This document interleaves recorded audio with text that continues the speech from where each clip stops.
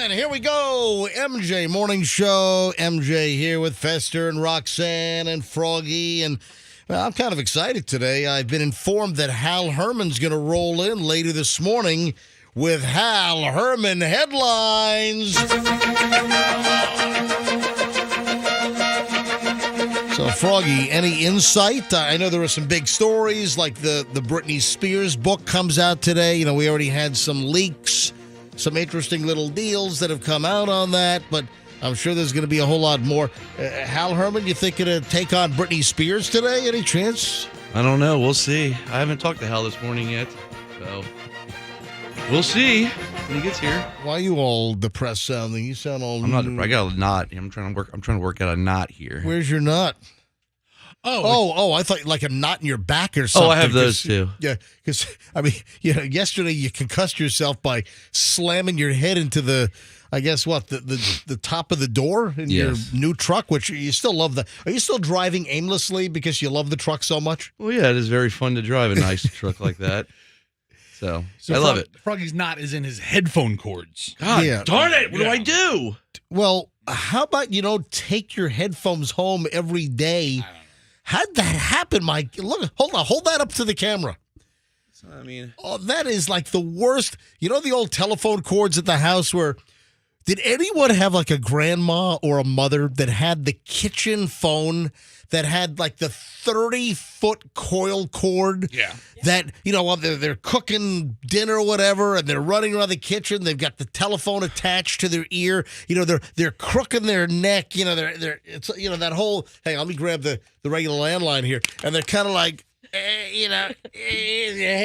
I'm doing a MJ TV skit right now. So if you're watching MJ TV, you got... Remember those days? Mom's in the kitchen. She's got the wall phone, and she's got it all crooked on her, and her head is all tilted to hold the phone because she's using both hands to like bread the chicken cutlets or whatever she's making. Remember those days? Oh, yeah. And man, I'll tell you, my mother, we had a wall cord for the phone at the houses that we lived in. Man, oh my God, those cords. I'm telling you, those would stretch, and you know what happened? They were coiled, but if you really yank those things to the end, you could go outside in the street. Yeah. From the all the way to the street. and eventually the coils would like uncoil because it'd be stretched. Sometimes it'd just be like just hanging wire, like a droopy mess, like a woman that had like natural 36 triple E's, and then by the time they're 76, those are just drooping down. It's like the phone, It's a good visual. That's how I like them, Yeah. by the way. You stop. Talking about phone cords. All right, so where the hell was I? Froggy. Froggy's coil cord. Have you made any progress on that? Yes, I got it fixed finally. Oh, my God. Yeah, for some reason, folks, I didn't know this, but Froggy, was it yesterday you revealed this? Froggy revealed that he takes his headphones home every day that he wears during the show. What's the big deal about that? It's a big reveal. Because it's dumb. Why would you take your... Because I don't want them to be... I don't trust anybody here. Yeah. You put them in the office, the MJ Morning Show office. They're not going to disappear from there. No, I don't know. Things disappear around here. Anyway, man, a lot of stuff coming up today. So I had a number of things that we didn't get to yesterday. We've got to go over a list of Halloween songs, which I think I want to do the story because I just want to ridicule it. You get these stories that come out and you're like, this is just for clickbait. Because everyone's at the click. Everyone just wants clicks these days. Oh, yeah. It's clickbait. Look through our list. Yeah. Everyone's become a master clickbaiter. All right, everyone's a master clickbaiter out there, and well, it's wherever you look. So I have this Halloween story on Halloween songs, and well, I don't want to spoil it, but we'll get into that later on. Oh man, did you see the crazed Alaska Airlines pilot that's been accused of trying to crash the airplane?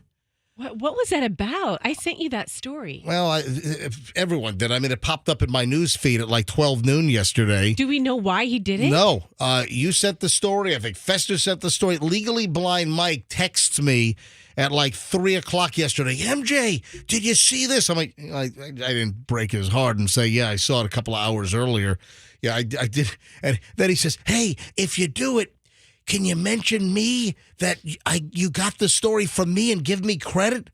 Okay, it's on NBCNews.com. It's on CBSNews.com. It's in the Seattle newspaper.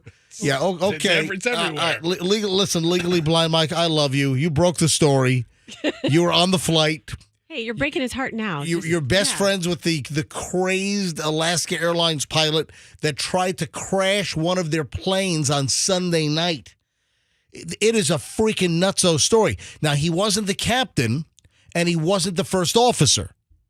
This was it was operated by Horizon Air, so it wasn't one of the Alaska Airlines, the big, full-size jets.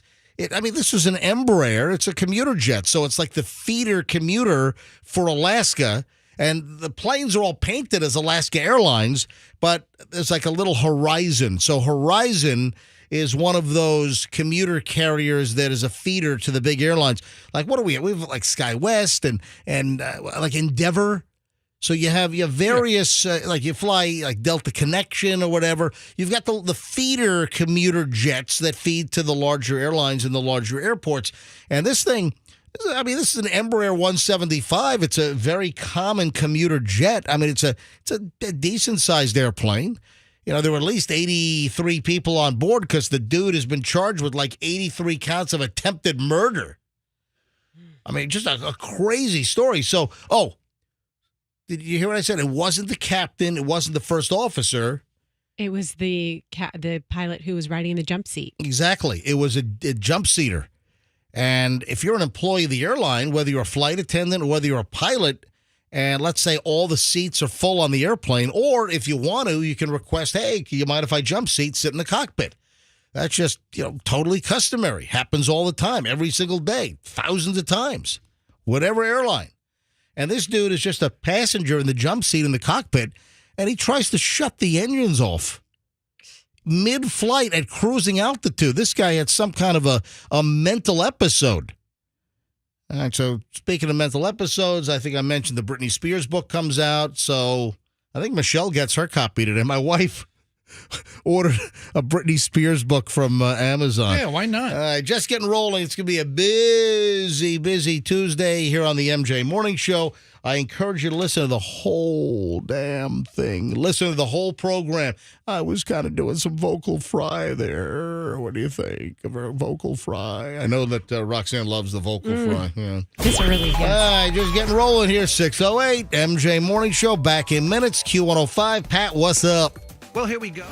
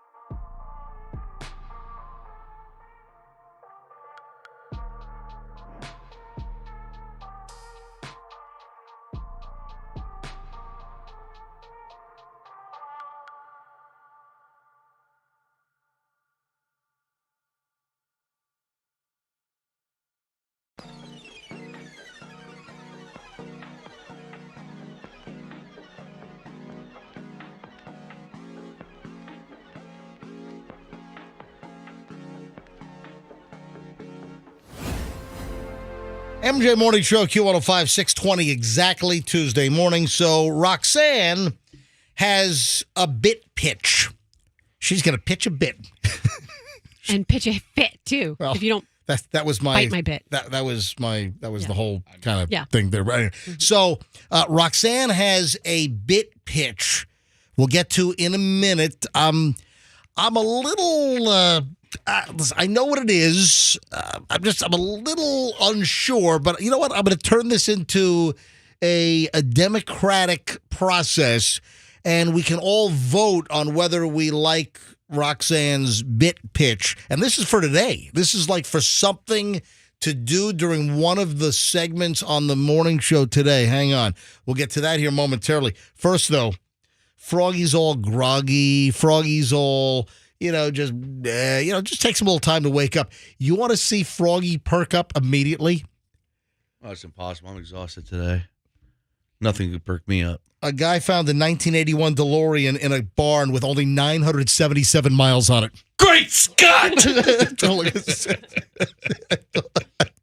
Where is it? Give me it now. How much? Oh, man, I told you. Froggy is the biggest, Back to the Future. I mean, you were in a band. You started a band. Goldie Wilson for mayor. We were very popular at one time. Yeah. So Froggy had a band that was named after some obscure character. What? Obscure? Became the mayor of the town. So Obscure. Goldie Wilson, the mayor in Back to the Future. What the hell year was that? Was that 1985? Yes. Was Back to the Future? Because he went back to 1955 and then his mom hit on him. Right, exactly. It's all about the space-time continuum. We know. And how many gigawatts? 1.21 gigawatts will, and a big, strong bolt of electricity will take you back to the future. Hold on. How many gigawatts? 1.21. 1.2. You can only get that from a lightning storm that hits once in a blue moon. If we only knew when lightning would strike. Yeah, how could we? All right, are you ready for this? Yes. Listen. A 1981. Did I see also? Can you look this up, Fester? I thought that there's a new DeLorean coming out based on, I think, the Corvette.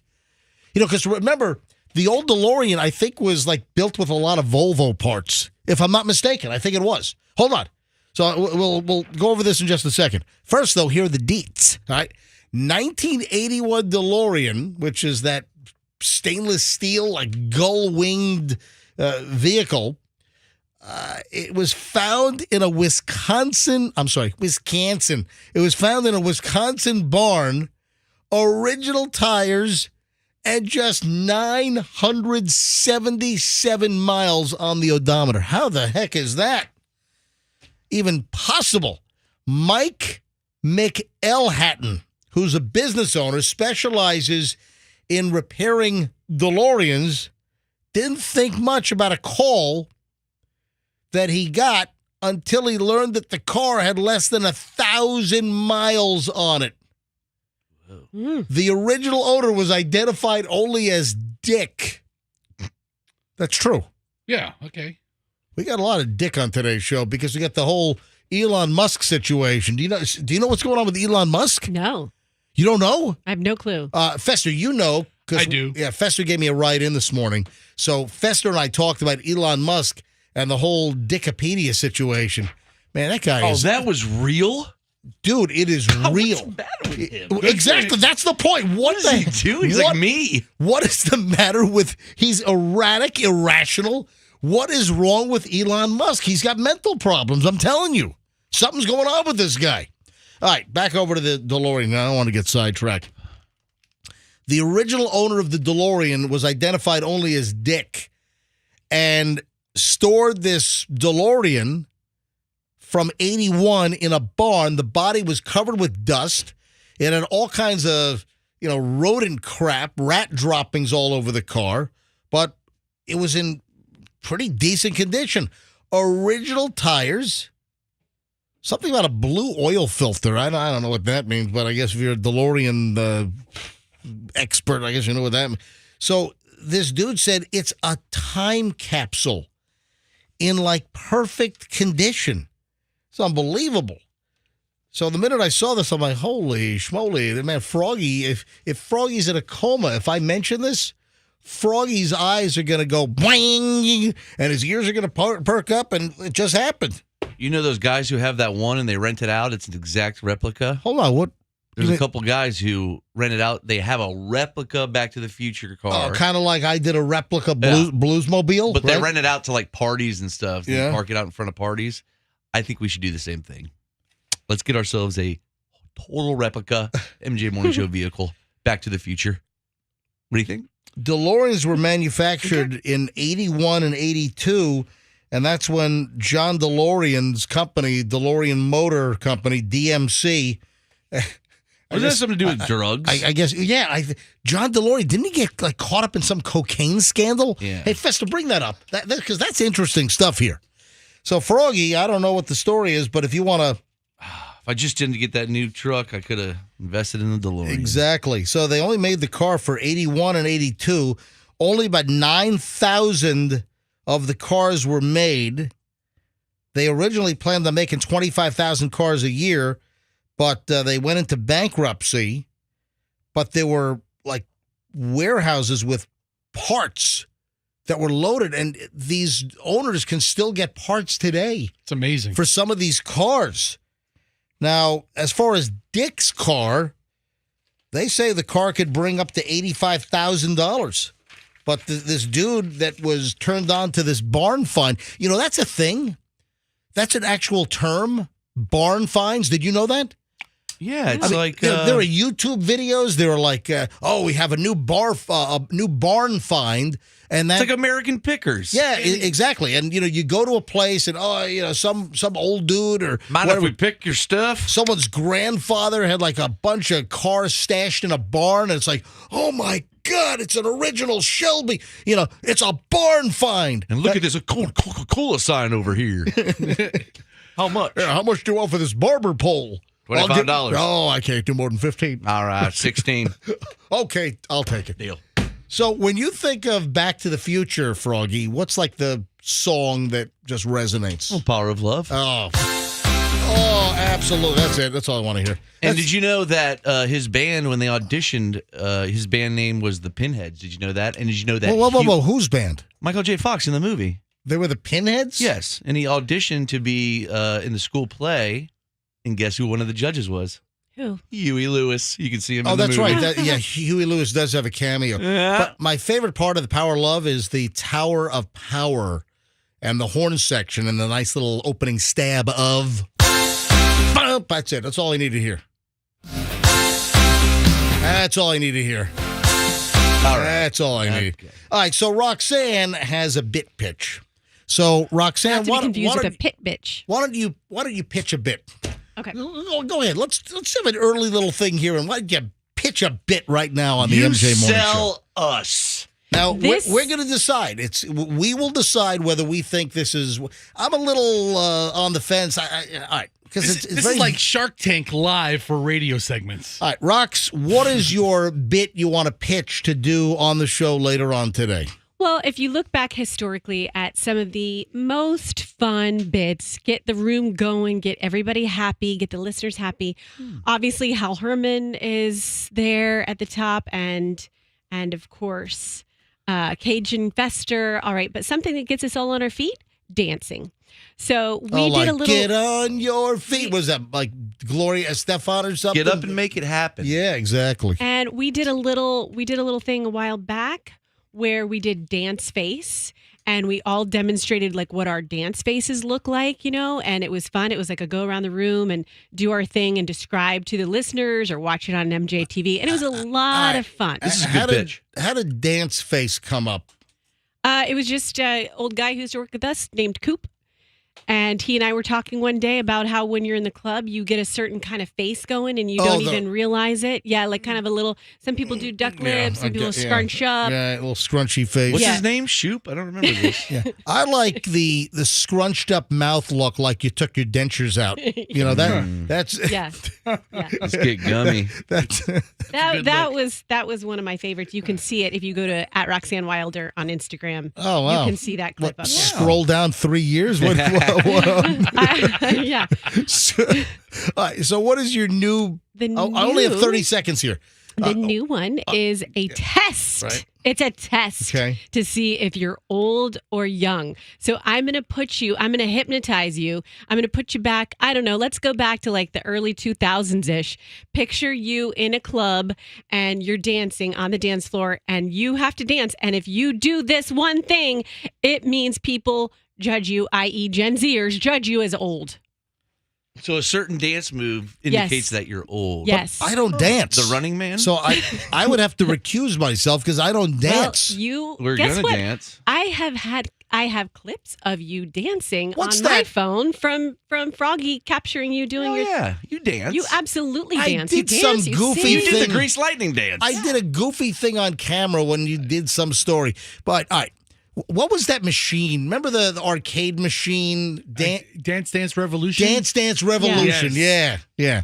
So you want us to do Dance Revolution? I'm going to pump up some, like I said, early 2000 in the club, hip hop kind of music. But wait a and minute. then But you dance. this is totally. You want to consume a lot of time It's on not going to take a lot of on a time. radio show that is. This is totally a visual bit. And, Because we don't do anything visual around That's here. a good point. Roxanne has a good point. well, occasionally something visual comes up. Well, This is that's where your expertise in describing what Fester looks like when he's dancing comes into play. I mean, I look like a walrus. I mean, you ever see like All right, those Froggy, let's San go. Francisco docs? Let's vote on this. So Roxanne, your vote is absolutely not for this stupid idea, right? What? My vote? It's her idea. What's It's my your vote? idea. I'm voting yes. I'm joking with you, obviously. Okay, All right, okay, so- yes. all right, so I'm obviously voting you're- yes. you're voting She yes. gets a vote on her own idea? Yeah, this That is seems great. Like you're Yeah, I'm giving her a I'm chance weighing to. the- Yeah. Listen, just like if you're running for Speaker of the House, you get to vote for yourself. If you're running for president, you get to vote for yourself. All right, so Roxanne is voting yes on her own bit. All right, Fester.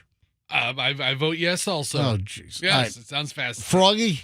I vote yay. Harumph, yay. Oh, Yeah. God. Hell yeah. Oh, no. I'd like to defer my time to the honorable man from Town and Country. I've been watching John Adams. Yes. So. Oh, God. So listen, even if I say no, It doesn't which matter. my Yeah. vote is no, Yeah, your vote's been canceled out. unless I certainly suddenly turn this democracy into a dictatorship. Right, if you turn medieval Yeah. on us. And Mr. Jefferson, your vote? All right. Behead Well, me. I guess it's going to happen, but I reserve the right to terminate it at any time. oh, if it, yeah, terminate away. All right, now, Fester, is that the new DeLorean that I was talking about? Here. Stop it. Would Wow, you? look at that. That looks nothing like Yeah. a DeLorean. John the point? DeLorean's daughter. I knew I saw this. John DeLorean's daughter is planning a C8 Corvette-based DeLorean where they use the frame of a Corvette and they make like they attach, I guess, new body panels to make a new DeLorean Sounds based fishy. on. This is like when people would use like a Fiero to make a Ferrari. Oh, remember those things? Except for like richer people. Oh, those kit cars. Or Yeah. some people would like take like a beat up old Honda and make it look like a BMW. Have you ever seen those things? So that's essentially what she's proposing. All right, folks, stand by. So Roxanne's little bit will come up at some point during the show. I got to figure out where Okay. to jam it in. All right, so hang on. That's coming up. But first, early morons in the news. Coming up next, good pile of morons in minutes here on the MJ Morning Show.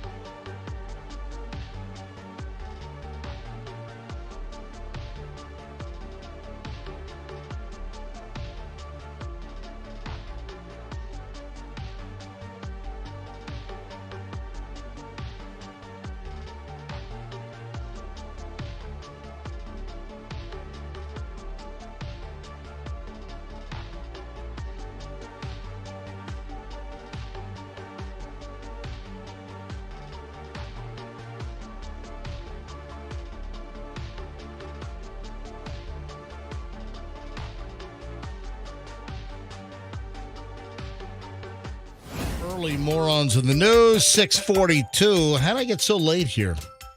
Oh, we went late in the other segment. Yeah. We were, I guess, debating the Roxanne bit pitch. All right, so I was outvoted. When do we want to do this? Can we do it in the next segment? Is it ready to go? Or do you have do any preparation for this? I feel like we should, put it. I mean, I was going to say like the chunky block, the long, big chunk of MJ, but then that's when we're doing Hal Herman. So I don't know. Whenever. Well, do you have any pre-production? Are there any elements? Do you have to pull some music for this thing? I'm sending it to Andrew right now. Okay. Is Andrew going to have enough time to pull? This is Dance Dance Revolution MJ Morning Show. That's what you're trying to do here. Is that it? Yeah. I'm not even sure what the point of this whole bit is. So you hold on a minute. You voted yes, Fester. You voted yes, and now you're like you have no idea what the point of the bit is. Where Roxanne wants us to dance to see if we do this particular move to tell. It's a tell if you are old in the eyes of Gen Z. You can't just ask us. I know what it is. Oh, how do you know what it is? It's the finger snap. Well, do you do the finger snap? No, I don't dance. Okay, well, so guess what's what? What's the answer? What's the answer? That's not the answer, Mr. Smarty Pants. And I'm going to actually, I'm going to just relax, okay? I'm going to put you in a mindset that's going to make you dance. All right. I'll tell you what, if you could produce one of those shirts out of the mid-'80s that says Frankie says relax. Oh. Yeah. Is that what you want to dance to? Yeah, I want to Always put wanted to put out Froggy Says Relax shirts. Froggy says relax. All right, early morons in the news, man. Oh, you got to love this. Guess what? The first story is a Florida dude, and it has to do with this. Oh. Any ideas just from the sound effect? Any ideas what this story could be just from that sound effect? Oh, yeah. I mean, something got pulled out of something? Yes. Where might that thing be pulled out of? Baby? Keister? Yeah, Froggy's correct. It's the Oh. got to be in the butt, Bob. So, I mean, it's amazing. Roxanne goes right to maternal instincts, and Froggy goes right to the caboose. Yeah. All right, here we go. Florida dude rams into police cars in Butte, and then they pull drugs out of his butt. Oh. Man, this story's got a little bit of everything. That's the place to stash them. Folks, this is why we call this morons in the news. A guy is going to do some time in the Montana State Prison. It's a Florida dude. So I guess what? He decided to spread some of the Florida man joy up to Montana. Guy's going to be doing 20 months after he slowed down too dramatically when a passing trooper's car when he was passing a trooper's car that was sitting in the median. So this guy's on a Montana highway. He sees a trooper's car, so he jams on the brakes just to slow down. And, well, that got the trooper all suspicious. You know, that got me busted back in Caroline County, Virginia, south of Fredericksburg back in the day. Hey, if we have time, I'll tell that story here in a second.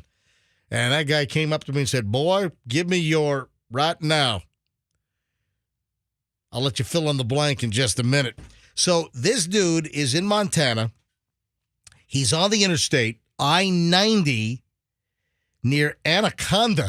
That's a cool name Yeah. for a town. Anaconda, Montana. I had no idea that existed. So the guy jams on the brakes after seeing the trooper. Trooper gets suspicious. Now, jamming on the brakes, that's not really a crime, but it tipped off the trooper to maybe some possible criminal activities, something suspicious, and that led to 5 felony charges, several misdemeanors, and this week, a 10-year sentence to prison for 38-year-old Charles Rose Ladin. Now, Ladin, or Ladin, it's Ladin, he gets 10 years. So I guess he got 10 years, but there's something in the story about 20 months. Has it been that long since he's been arrested and now he's been to trial? No. So I'm trying to figure out the disparity here in the story. According to prosecutors, it started in 2022. So February of 2022, this dude was, cresting a hill on I-90 going 74, saw a trooper and immediately, hit the brakes. The trooper caught up with the truck, saw it had a broken taillight, tried to pull this Layden guy over. Layden was swerving all over the road, wouldn't stop, dodged spike strips miles down the road because this turned into a pursuit. They even had officers up ahead with spike strips and was dodging the spike strip. So he gets off at an exit, loses control of the pickup on an ice-covered parking lot, smashes into a Butte, Montana's finest cars. So you got the trooper originally doing the pursuit. Then he gets off the exit and rams head-on into a Butte, Montana local police officer's car. So he then regained control and then rammed another trooper's vehicle before he was stopped and he surrendered. At the jail, a bag of fentanyl pills was found up his butt. Oh, they look, man. Oh, they do. You got to bend over, do the cough. You know, that's why they say when you get arrested, they say, it's an enhanced penalty. And in most states, this is the case. This is pretty much the norm that if you introduce contraband into the jail or the holding facility, that's an enhanced charge. Come clean now, because if we find it, then you're going to be charged with an enhanced charge of whatever you're trying to smuggle in here.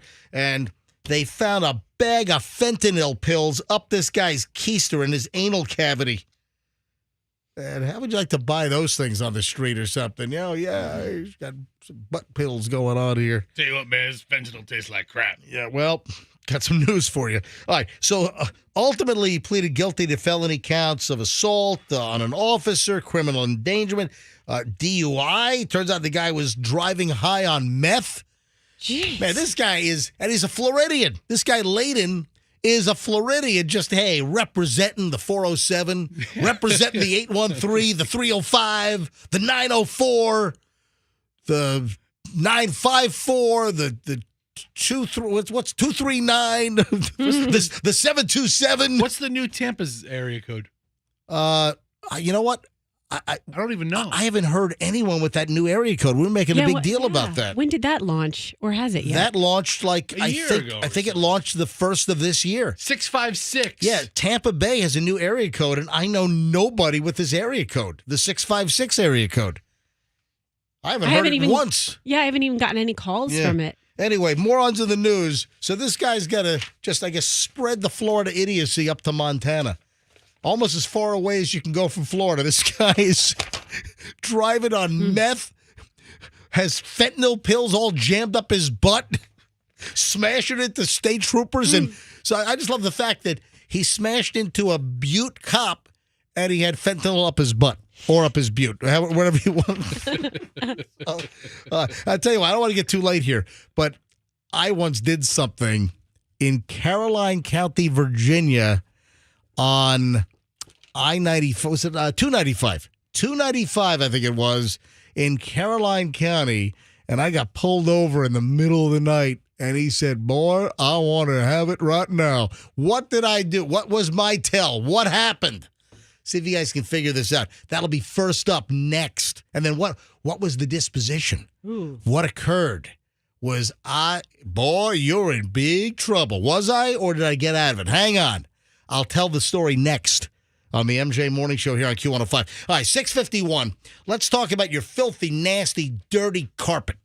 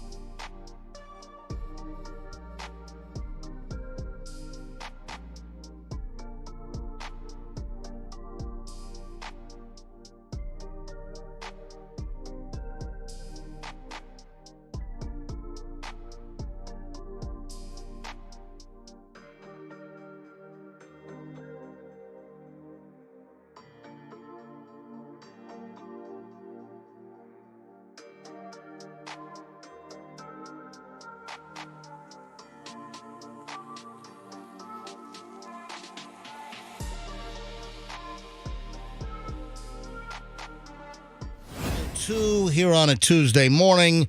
So we just did a Morons in the News story. Of course, it's a Florida dude. He gets busted in Montana. He gets pulled over because he made the cop suspicious because he was cresting a hill, saw the trooper slammed on the brakes aggressively.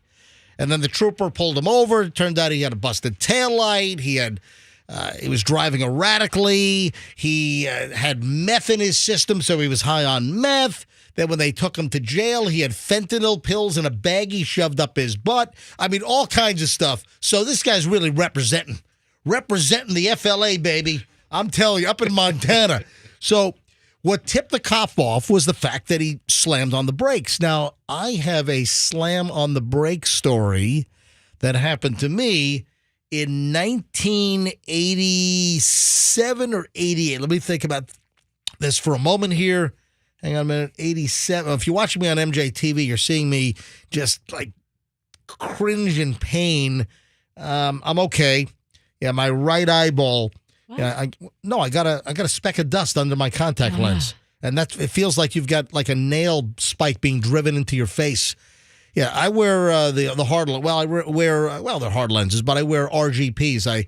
I wear rigid gas permeable contact lenses, and with those lenses, if you get something underneath, even just a speck of dust, it feels like someone's taken a railroad spike and pounding it through your eyeball. Yeah, so if you ever see me go, yeah, and like contort in like a crazy, like painful face, that means something's under my contact. All right, I got it cleared out. So here's the deal. I think it was 88, actually. And I was at a radio convention called the Bobby Poe Convention up in Washington, D.C., actually Northern Virginia, Tyson's Corner. And every year they held this radio convention. And anyone that's been in radio for a long time, and I started when I was 16 years old in 1982, my first gig in Chesapeake, Virginia. So anyone that knows this business for years, there was something called the Bobby Poe Convention. There was also the Billboard Convention, the Radio and Records, the R&R Convention. You had a bunch of these conventions around the country for radio stations, and this is a pretty big deal. Fester, why'd you start my?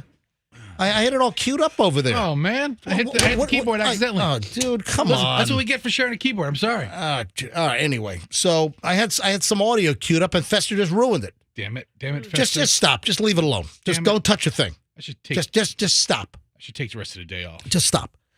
So I'm coming back from this convention, Right. and it was up in Northern Virginia, and of course, I worked at a radio station. I was working at the time for a 97 Star, WGH, before I made the big jump over to Z104, WNVZ, Norfolk Newport News, before I made the big jump. And I'm driving back from this convention, and it's like midnight, 12:30, 12:45, and I'm heading south on I-95. I'm heading south. And I'm in Caroline County, Virginia, which I believe is just below Fredericksburg. It's in that area. And I'm heading back to, Norfolk, Virginia Beach, 12:30 at night. And I'm on the road, and I think it was like 55 miles an hour. I'm probably doing 75. I think I'm hot crap. I've got my, my Mustang GT. Love that car. I had a 5.0 man. And all of a sudden, the radar detector goes, bah! And I just hit the brakes. And what happens when you hit the brakes? When you're driving at night and you hit the brakes, what happens? You fishtail. No, well, that's a possibility, but didn't happen to me. That certainly is a possibility. Fester, I see your little head spinning. The few times I've jammed my brakes in the middle of the night on a dark road, it lights up the whole thing with your brake lights, right? I mean, it's very... No. Froggy, do you have an idea? This is a terrible guess. What did I do to tip off a cop? You slowed down dramatically. Right. Yeah. Your headlights dip if your front end goes down. So here, what? No, Mr. Physics. This is just... It's not physics. So I'm doing, let's say, 75 and a 55. It's like the worst game show ever. In Virginia, and the mistake was I was the only car on the road. you gotta You were have. speeding. Well, I was. Listen, That's the mistake. I fully admit I was speeding. What happens is it's very noticeable at night if you nail your brakes, your front end's going to go down. Your front end's going to dip. So my radar machine goes off, and I had a sound effect all queued up until Fester ruined it. Oh, Let me crap. let me see if I can just cue it up and randomly hope that it's here. Car go by All and right, here we go. Not bad. set off their passport. Yeah, so I found an old YouTube video. I had the Escort back then. This was the Passport model, but the radar machine goes, bah! I'm like, oh, so that was instant on radar. And as soon as I heard it, I slammed the brakes. The car dips down. He got my speed. I was speeding. I was doing like 75 and a 55. He pulls me over. The first thing that he says, where is it? Because I had taken it off the dashboard and hid it under my seat. Boy, this is Caroline County Sheriff's Office, Caroline County, Virginia. Boy, where is it? You know what he was looking for? Well, I just kind of gave you a hint because the thing went, bad. Your Oh, he was detector looking deal. for your speed. You're tracking thing. lucky if he's looking for the radar detector. It's called a radar detector. What was it called, Roxanne? What was it called? Let's see. speed trappy thing. All right. He was looking for the radar detector because in Virginia, radar detectors were illegal. Yeah, that's convenient. Guess what? Ooh. In Virginia, radar detectors are still illegal. Didn't stop me from bringing the V1, the Valentine 1 version 2, up just a couple of months ago.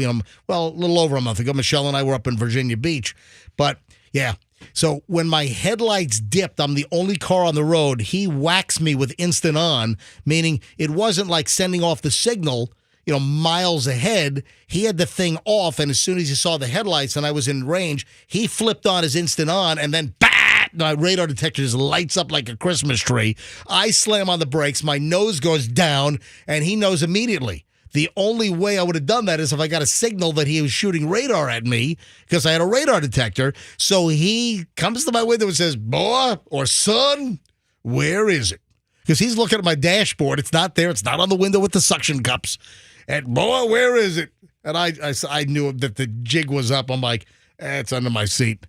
All right, I could confiscate that. And back in Virginia, they were able to confiscate they can't do it anymore.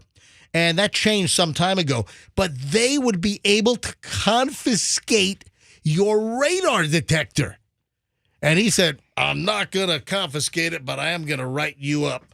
And, and he said to me, since you were honest, and I'm telling you right now, this guy sounded exactly the way I'm portraying him. Boy, since you were honest, I'm only going to write you up for 15, because I think at 20, I would have been hit with like a reckless as well. Oh, yeah. Yeah, I think I would have been hit with hey, Roxanne, I know you're putting on makeup, but if you could do your oh yeahs and side comments into the microphone, that would really, kind of improve the audio quality of the show. Oh, yeah. Yeah, I like the. Oh, yeah. I like the way off mic. Oh yeah.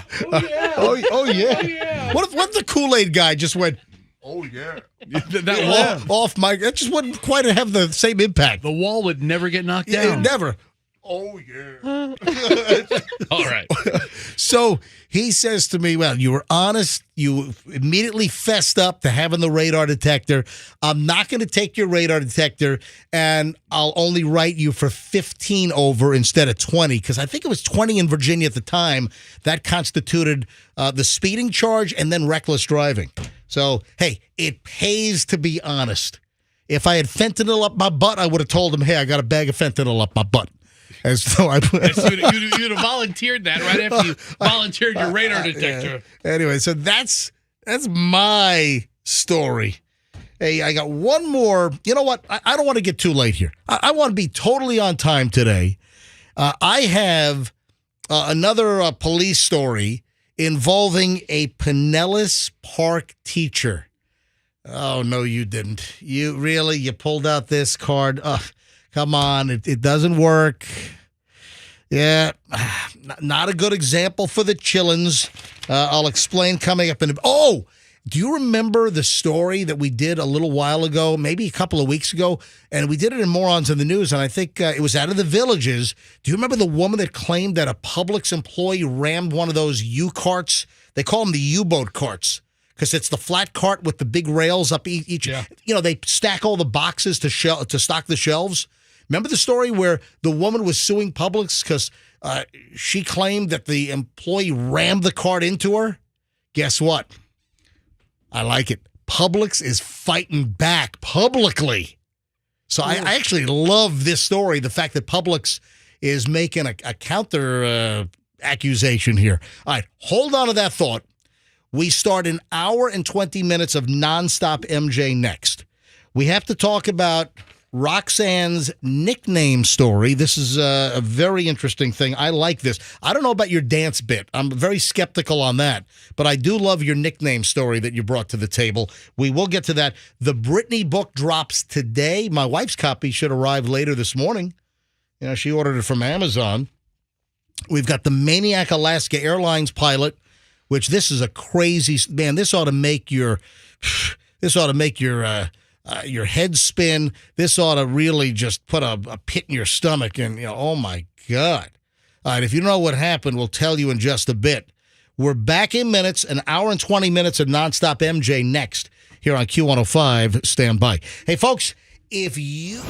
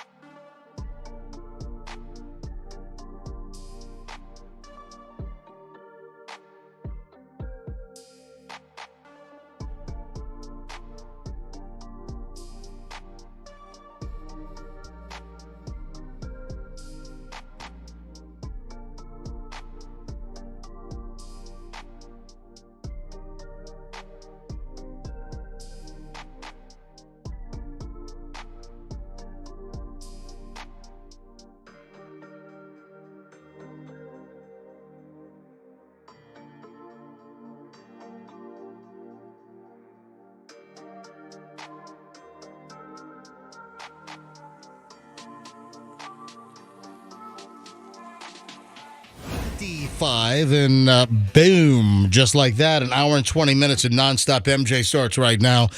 Ask one favor of you. Don't ask much. We're just givers. We give to you every single morning. Just ask one thing. Just tell 3 people a day that you listen to the MJ Morning Show. And if you know folks that don't listen to us, which I can't even imagine, but if you know someone that doesn't listen to us, tell them to check us out because, 10 out of 10 people that are told to give us a shot end up being longtime listeners. 10 out of 10. It's like, what was that old Trident commercial? 9 out of 10 dentists. No, it was like 3 out of 4 dentists surveyed. 6 out of 7. 4 out of 5 dentists surveyed said, suggest Trident to their patients who chew gum or something to that effect.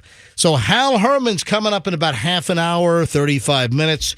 Froggy, is that on track for Hal Herman headlines about 8 o'clock this morning? Is that still going to happen? Yeah, he's Ubering in right now, so the timing should work out. He doesn't have a license. So. Well, the hardship license didn't. No, he lost it. The hardship license didn't take. All right, ladies and gentlemen, the most accurate name in news. Hal Herman headlines. What was the last Hal Herman? It's been like a week and change, right? It's been a week and a half? Maybe even almost 2 weeks.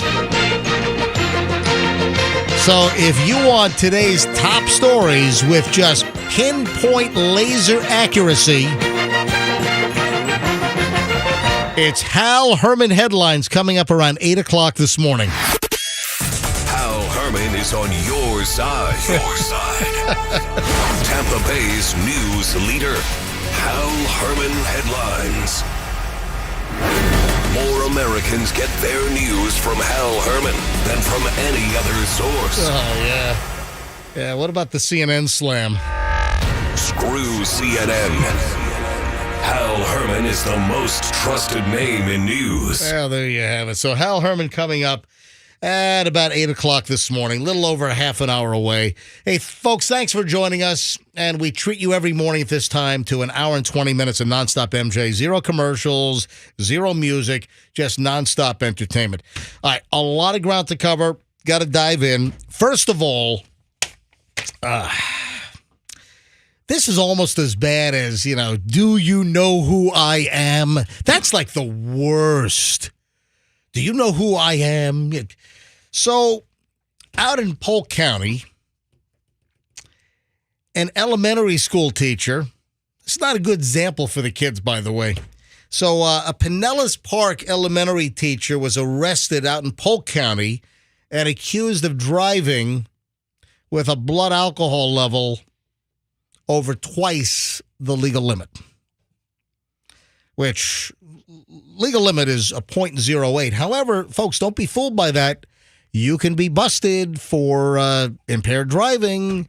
You can still get charged, even if you're a 0.07 or a 0.06 or a 0.05 or 04. If you're driving erratically, you could still get nailed.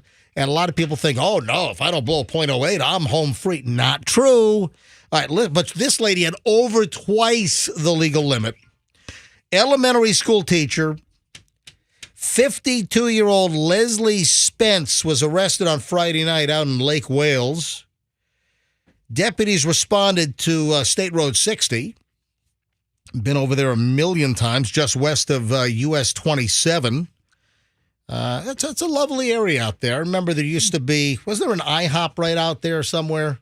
I don't recall my 60 and US 27 geography. Just west of 27. Used to be, I think, an IHOP, sort of off in that shopping center there.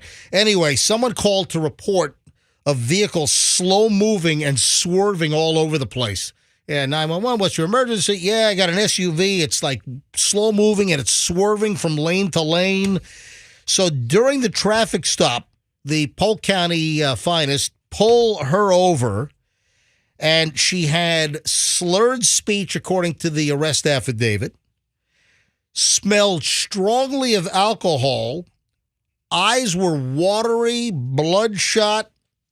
She did a field sobriety test, and, it's kind of ironic. You give a teacher a test, and fails the Fails the test. test. Yeah, I know, really. You didn't study too well for that DUI test, did you? So the teacher's busted for driving under the influence. I just totally failed the field sobriety test.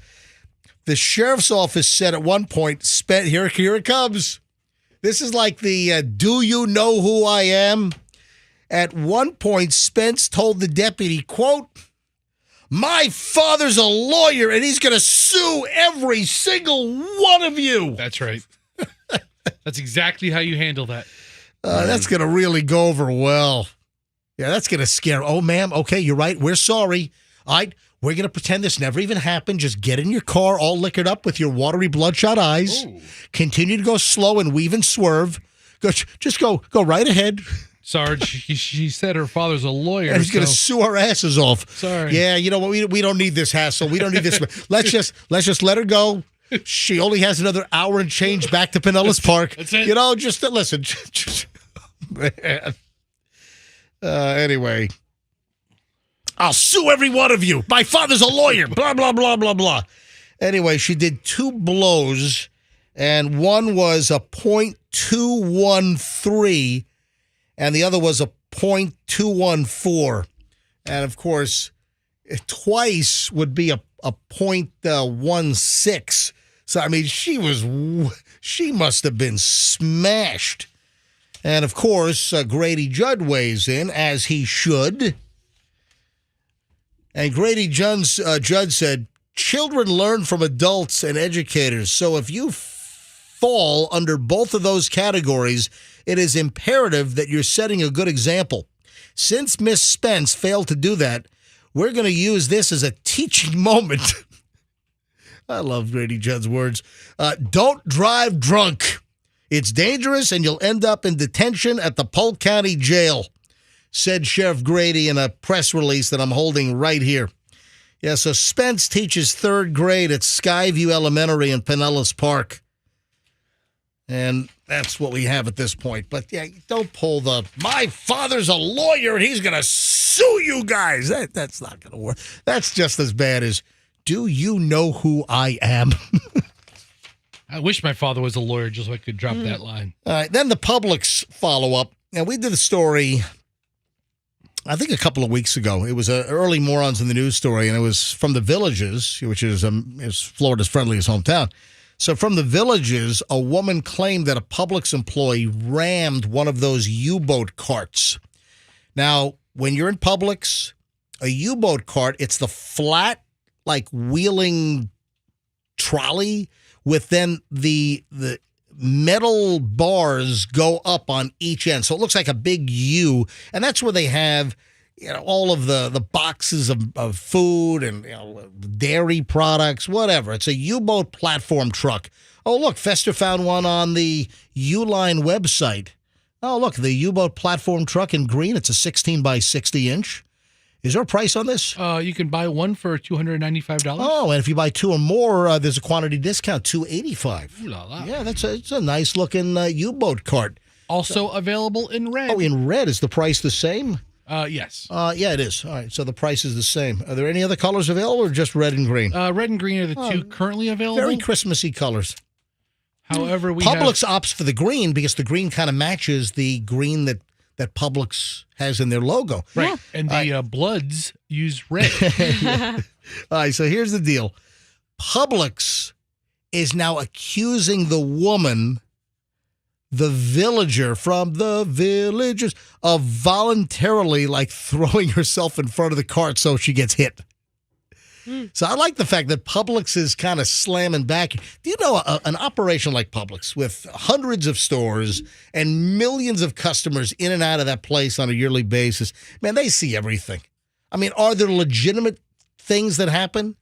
Does somebody legitimately fall on a wet piece of romaine that's on the ground in the produce department and, do a whole big, splat on the floor?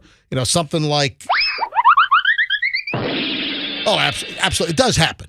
Listen, you're too big. You got too much exposure. Stuff is going to legitimately happen. But you're also going to have people that try to scam you. And this woman claimed that the Publix employee, rammed the cart into her, and Publix is fighting back. Don't think that you can just come up with some scheme or a story and that you're home free and they're so big that it's going to pay you a ton of money just to go away because, it's just a nuisance and they've got so much money. And no. Publix, listen to this. From the Village's News. Follow up. Publix Supermarkets has accused the villager of voluntarily getting in the way of a U-boat cart allegedly being operated by an employee in order to claim unreasonable medical expenses and sue the organization. Last month, attorneys representing the grocery chain made a series of court filings in response to a lawsuit filed by Diane Reardon on August 23rd in Sumter County.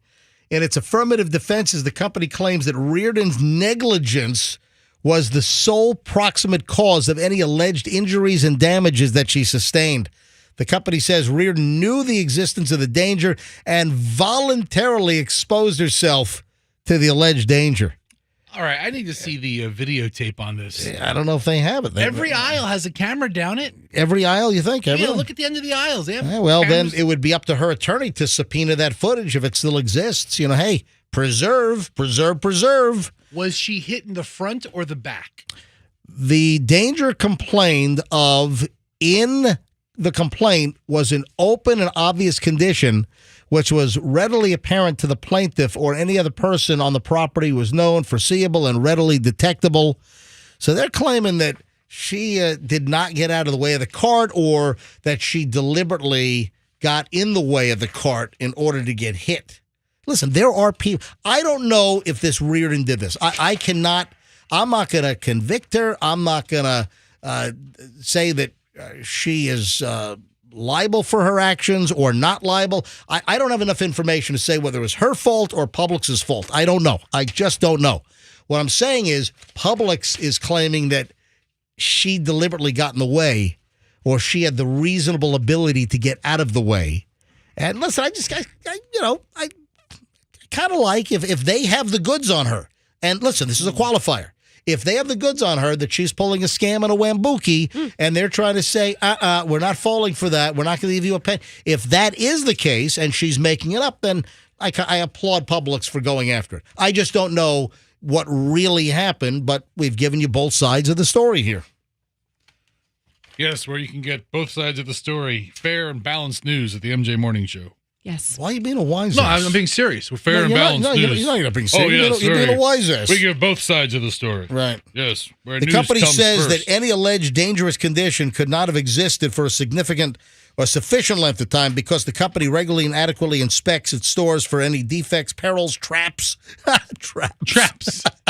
Or Hey, wasn't there a gator pit in the middle of aisle 8 last week? Oh, no, that was a trap. we got quicksand back by the toilet paper. Easy now. Got a big old quicksand problem. Got a hazard over there. So anyway, she wanted damages that exceed the sum of $50,000. Oh man! Just go buy a scratcher ticket up front. Why'd you play your luck up there? See, here's the thing, MJ. You load this U-boat cart up. You load it up and you push it. You can't see what's in front of you. So I'm surprised more customers don't get hit with these things. I think they're probably instructing the workers to pull, don't push, so you can pull and see what's ahead of you. So, can I roll a bizarre story by you guys? And then also, I think this is a teaching moment as well, because a lot of people listening use Uber or Lyft. I'm just trying to think of what possibly could have happened here. And, this might be a good thing to ask individuals that are in this line of work to call in, or maybe a customer to call in. So I saw this a couple of days ago, and I'm like, you know what? This is ripe for discussion on the MJ Morning Show. And listen, it has a little bit of a sad ending. A man was hit and killed after getting out of his Uber because he got into an argument with the driver, and this guy gets out on a busy road. So what the hell happened in this Uber that the passenger says, that's it, I'm getting out of here. I'm leaving right now. So a guy gets into a fight with the Uber driver. He's then hit and killed by another driver. This happened in Houston, Texas on Friday. I saw this over the weekend. I thought this was an interesting story. The Houston Police Department said the crash happened around 1 a.m. along the North Freeway and Rittenhouse. I like Rittenhouse rye, by the way. Rittenhouse bottled in bond, baby. And it's not an expensive bottle. If you like to make a good old-fashioned, use rye. A lot of people use bourbon. No. Ooh, old-fashioned with rye, Rittenhouse, good deal. I pick it up at Lucan's, by the way. All right, so here's the deal. Officials said the man demanded to be let out of the Uber after an argument with the driver. Police said once the Uber driver pulled over on the side of the freeway, the man walked down the embankment, crossed the street, no sidewalk or crosswalk. That's when the man was hit by another driver and the guy expired. What the hell would cause you to get out of an Uber? What kind of an argument? Let me out of this car. I mean, you've already paid for it. I guess you can go into the app and you can dispute it because I've disputed before and I've gotten my money back. The driver left but returned a substantial amount of time later, was taken into custody. No signs of impairment were reportedly shown. Not the Uber driver, but the driver that hit the guy. Sure. He left the scene but then came back to the scene, and it's under investigation. Why would you get out of an Uber on a busy road? Ultimately, I mean, the worst thing you can think of actually happened, and the passenger in the Uber gets out and gets run over by another car. Does an Uber driver have to let you out the minute you say, let me out of the car? Because otherwise, are they holding you like, captive? Well, Is it like some kidnapping charge? Or does the Uber driver, I would think, say, hey, let me at least let you out in a safer area? But I just thought it was kind of an interesting item to talk about, that if you get into a fight with your Uber or Lyft driver and you want out of the vehicle, at least get out of the vehicle in a safe location. What the heck? Let's bring up the phone screener, sure. Fester, so I can see. Let's go to phones here. I have no idea, what kind of calls we'll get. But are you an Uber driver or a Lyft driver? And have you ever had a customer demand to get out of the car? Stop the car. Let me out. Stop the car. Let me out of here right now. Has that ever happened to you? Uber or Lyft driver? Dude. Or listen, I'll flip the script. Are you a passenger? Have you ever been a passenger in a ride share and you said to the driver, let me out? And why? Why? So if you're a Lyft or Uber driver, have you ever had a passenger say, let me out? Or if you're a passenger, have you ever demanded to get out of the vehicle? Or has someone ever died while you told them to get out of the vehicle? I think it's a little bit of a stretch. It's a very specific. I thought that's where you were going with this story. No. This is the outlier of the story. Just has anyone demanded to get out of the vehicle? All right, 800-990-1047. 800-990-1047. Andrew, you had a bunch of calls on hold, and did our phone system just die? No, all the Uber drivers got new rides. Like, gotta go, MJ. Sorry. Call back again later. All right, the phones are working. All right, so if you're an Uber or Lyft driver, has anyone ever said, let me out right now? Have you gotten into a fight? Dude. This is another angle. Are you a Lyft or Uber driver, and have you gotten into a fight with a passenger? Or if you're a passenger, what's happened to you? You ever said, stop, let me out of this car? Yeah. All right, look, the phones are ringing again, so I guess the phones are working okay. 800-990-1. Oh, my, look at every line. Every line. Boom!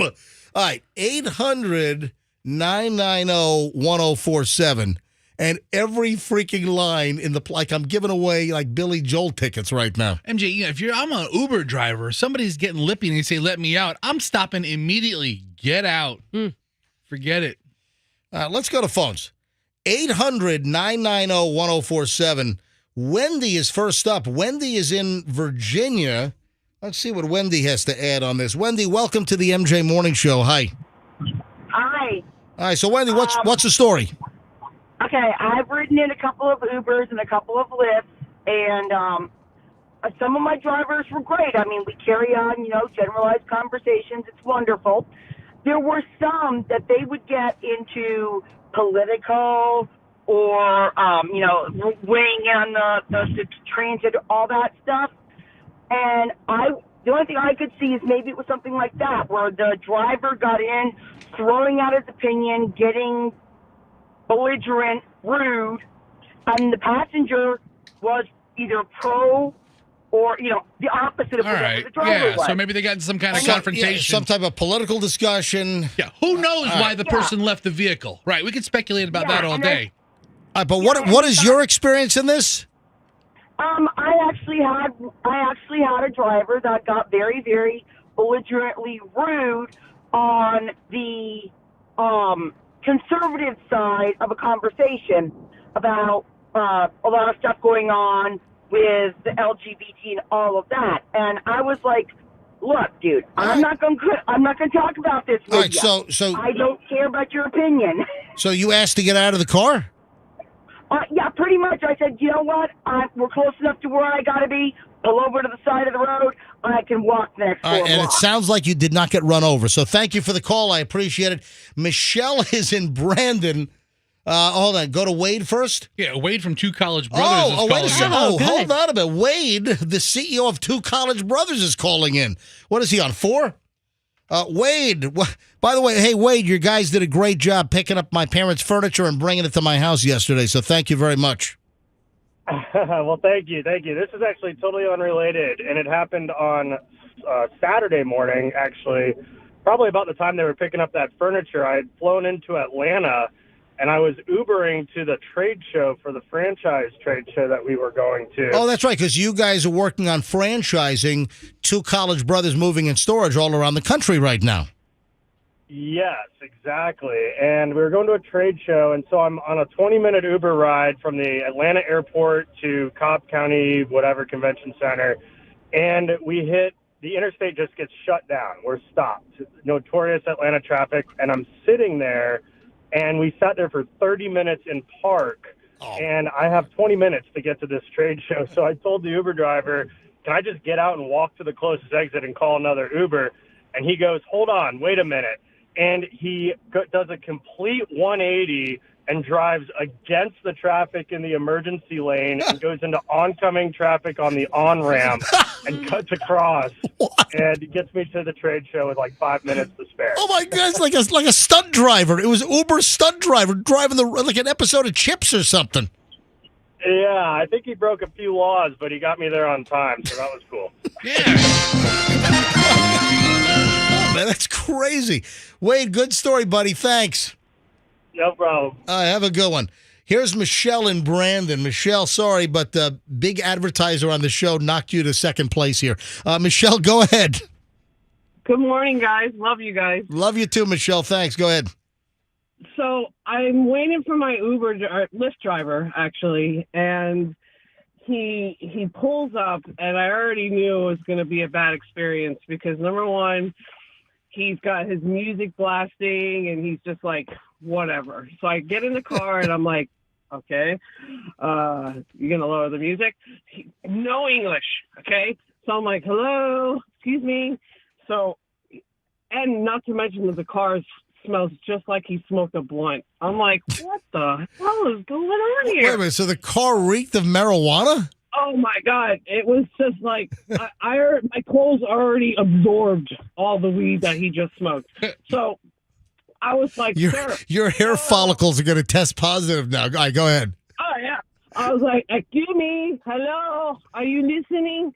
So I don't think he liked that I did that. So he started speeding up behind cars and like stopping short.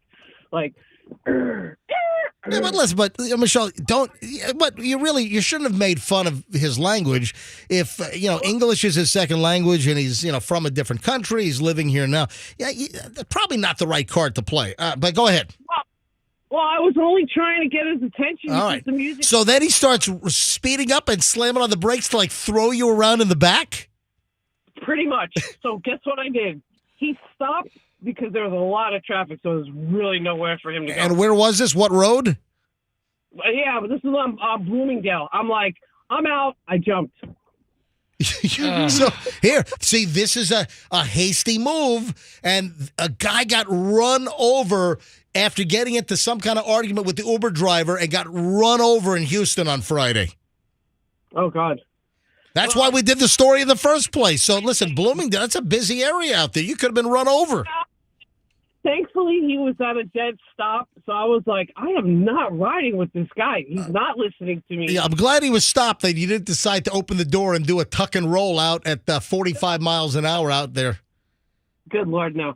I actually did wait for him to stop the car. But I was like, Michelle, thanks for the call. I appreciate it. have a great day, guys. You too. All right. Albert in Tampa is an Uber driver. Albert, you're on the MJ Morning Show. Hello. Hello, guys. How you doing? Frequent caller here. How you guys doing? Thank you, Albert. All good. What happened? Hey, I normally do Uber in the morning, right? So I'm picking up these guys from Mom's Beans. So he's drunk, all right? So he first red flag. He asked me to go hop in the front and blast his music from his phone. That's a red flag already. So then I'm driving him to Wesley Chapel, and he asked me. Okay, I'm not going to say the word. He asked me, are you an N? Are you an N-word? So I'm like, okay. Hold on. He uses the N-word? Yes, I'm Puerto Rican, so I'm Latin, right? So he used the N-word, and I'm like, sir, that's not a nice thing to say. Oh, man. So please stop. So after like 10 minutes more into the ride, he said twice again, like, N, like twice. And I'm like, turn the music down. And I'm like, okay, sir, if you continue with this behavior, I'm just going to stop the ride here, and I'm going to leave you in the middle of nowhere because I'm on 301 North, like, that's like that road that it was like 5 a.m. in the morning. Oh, yeah. So yeah, after I told him that, he stopped. He completely stopped, didn't say anything else. Of course, he was drunk, like really drunk. Yeah, but also, Albert, if, let's say, you threw a guy out of the car and then he gets run over, that could be a liability for you as well, even though he's, being, obnoxious. Maybe, in a case like that, you just call the police or something. No, definitely. What I did, because I told him, hey, even when you're drunk and you're being obnoxious, I care for your safety. So I'm not going to, I don't want to drop you here, so please behave so I can take you home. And he stopped saying whatever he was saying, and then I dropped him home. Wow. Thank you, Albert. Appreciate you when you call in. Hey, Andrew, let me just take a couple more here because we have a lot to do, and I got Hal Herman is supposed to stumble in an Uber, ironically. in an Uber. Hal Herman headlines, the biggest, most accurate name in news. Hal Herman headlines coming up at about 8 o'clock, about 9 minutes away from right now. Robert is an Uber driver in Sarasota. Hey, Robert, you're on the MJ Morning Show. Hello. Hey, thanks, welcome. Appreciate it. Thanks for taking the call. Listen, I've had over 7,500 Uber rides. Yep. And I've worked part-time. And there's two things that I won't allow you to do in the car. One, you can't badmouth me and call me names and all stuff like that. But okay, that's a good rule. You can't badmouth me and call me names. I like that rule. All right, go ahead. Exactly. I've only put 2 people out. And the reason I do Uber is 7,500 rides, you've only kicked 2 people out? Only kicked 2 people out. Wow, that's a pretty good track record.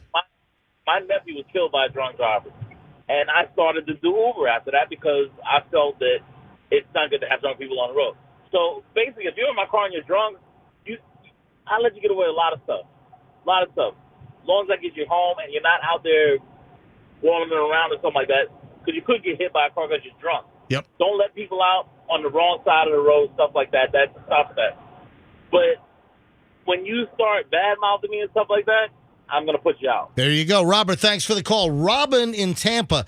Hey, 2 more, 3 more here, Andrew, and that's it. Cut it off. I mean, the phones won't stop ringing. I had no idea the phones were going to ring on this, and they do. It's amazing. Robin, Tampa, go ahead. MJ Morning Show, you're up. Yes, sir. I never had an issue with a passenger, and to tell you the truth, if I ever had to kick anybody out, you have to do that in a safe area. Yep. Get off the next exit, do something, but you can't let that person out. You have the car. All your doors are locked. They can't get out. So, unless they're hitting you, what are you going to do? Let them out in the safest place. I don't know why that gentleman let him out in the highway.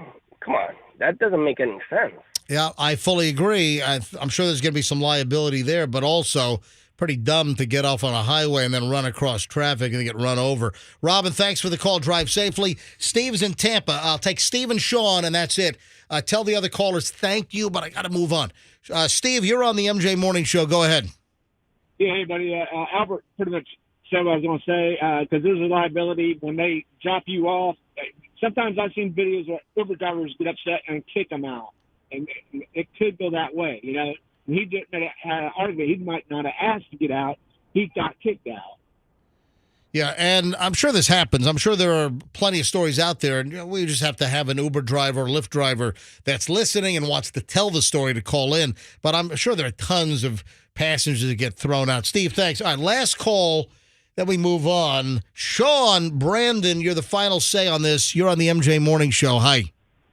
Hi, I have two super quick stories. First one happened to my dad. He was taking an Uber, and from pickup to drop off, he had his left hand on the steering wheel and right hand on Pokemon Go, was playing the entire time. Are you kidding me? The Uber driver's doing Pokemon Go while driving your dad? Yeah, my dad was flabbergasted, but he's just a sweet little white dude, so he just sat there and didn't say nothing. Sweet little white dude. Okay, all right. Your dad's that nice Caucasian man in the corner. Pretty Yes. fly for a white guy. All right. Such a nice white Second guy. one is I got picked up from the airport, and with me and my wife, and first things first, the thing just reeks of weed. And we don't say anything about it, but the Uber driver goes, "Yeah, this black guy was just in here." First of all, what does that mean? But then he goes, "Yeah, he just reeked like weed." And we're like, "All right." We kept talking, and out of nowhere, this guy pulls up. "Yeah, I keep a gun on me in here." Okay. That's cool enough. Whatever. We have a nice conversation. He's nice enough. We get back. He drops us off, but right before he lets us out, he's like, "Yo, let me show you something." He opens up his console, and he grabs out this bag of weed, and he's like, "Look at this." Oh, wait a minute. So the driver, hold on. The driver blamed a black guy for getting in the car all cranked up on weed and making the smell, but then the driver pulls out a bag of weed from his center console? I'm going to be honest, MJ, I don't think there was a black guy. Yeah. He made the whole thing up. Yeah, and let's be very clear. There are just as many white people, Hispanic people, black, white. There are just as many. The weed smoking demographic is spread evenly across ethnicities. So, wide and vast. Yes. Well, here's the craziest part. He pulls it out. We smell it, and we're like, "Damn, can we buy some?" He's like, "No, this is homegrown. This is mine." All right. Thank you, All Sean. right. Hey, Sean, thanks. Anything else, Sean, or is that it? That's all. That's all. Y'all. That's all, folks. Sean. Thank you. Wow. That's all the time I got, guys. Thanks. Yeah, Just like signs off like a it's comedian. Like the Sean show there for a second. God. I see Hal Herman's getting ready outside. Hal Herman has made it into the building. I see him. Yeah, Hal's here taking an Uber in because Hal lost his license because of some drinking problems. So Hal Herman headlines in minutes. First, though, the best Halloween songs, the top 5 frightful tunes most recommended by experts. Now, am I putting a lot of credence in this? No. I mean, who are the experts? Am I doing this story to completely ridicule it? Yes. Okay. I like ridiculing. This is one of these study find stories where somebody pays to, have a little I don't even know if they really do the studies, but what it is, you have organizations that they want to get press and media and put out a press release. Oh, new surveys out, new studies out. And it's to push a company or a business or whatever. And that's just one of the gimmicks that are out there. Like, who did this? Study Finds put together a list of top creepy tunes from 10 experts. What experts are going to give you opinions on creepy Halloween songs? You ready? Okay. You ready for the list? All right, and of course, Halloween is just a short time away. So I have these 5 songs, and I'll start with number 5. Number 5, creepy Halloween song, this. He did the mash. He did the monster mash. All right. jeez. I told you, I'm only doing this to ridicule him. This is creepy. I'm scared. Oh, there's nothing creepy about that. That's a goofy novelty song from, I don't know, the 1960s or whatever the hell, the Monster Mash. Let me guess. Number 4, them bones gonna... That one? The skeleton, the bone song? The hip bone connected to the... Is that one on the list? No. Is that a Halloween song? It's not a Halloween song. Well, it should be. Should I be have on a the guess. list. What do you think it is? This is Halloween. This is Halloween. Halloween. That one? What is Never that? heard it. What is it? What is it? I don't know. I think I just made it up. Theme from one of the horror movies or something? I don't know. Is it like, No. I know what Froggy. Hold on. No, Froggy, guess Yeah, what? Yeah. No. Hold on a minute. You're onto something. This is Halloween. Hold on. Just stop. All right. Coming in at number 4. Oh my gosh. How is this creepy? How is this a creepy song? Oh, it's so creepy. I'm so scared. Experts. There are no experts. This is just a made-up, fabricated list. Quit lying to me. No, I'm an expert. Yes, I'm in my laboratory. Experts. Oh, yeah. Ghostbusters by Ray Parker Jr. It's so spooky and scary. Give me a break. All right, number 3. Froggy's onto something, by the way. Number 3, spooky Halloween song.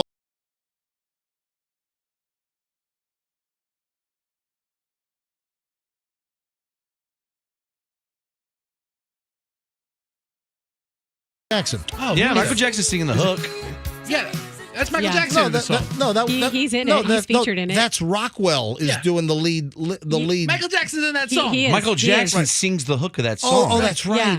Yeah. I forgot. And Michael Jackson was very scary to some children. You're right. All right. Okay, then this one is all right. the only one that belongs on the list so far. But Continue. that. Which one? This one belongs on the you list. think that's a creepy Halloween song? For the point that Fester just made. Oh, just because of alleged child molestation? Yeah, so Michael Jackson is singing the hook, but the song is Rockwell, and he does like the talking in the song or whatever. All right, so coming in at, Michael.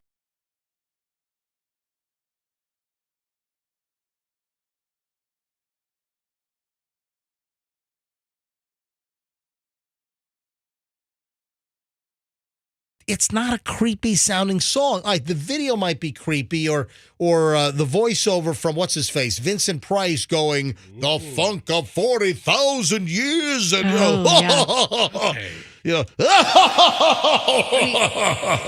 there any death metal on this, or no? And anything then where there's like human sacrifices? And then it didn't register, but Froggy was singing number 1. What? Really? Yeah. Well, go ahead and sing what you just sang a minute ago. This is Halloween. This is Halloween. Yes. Halloween.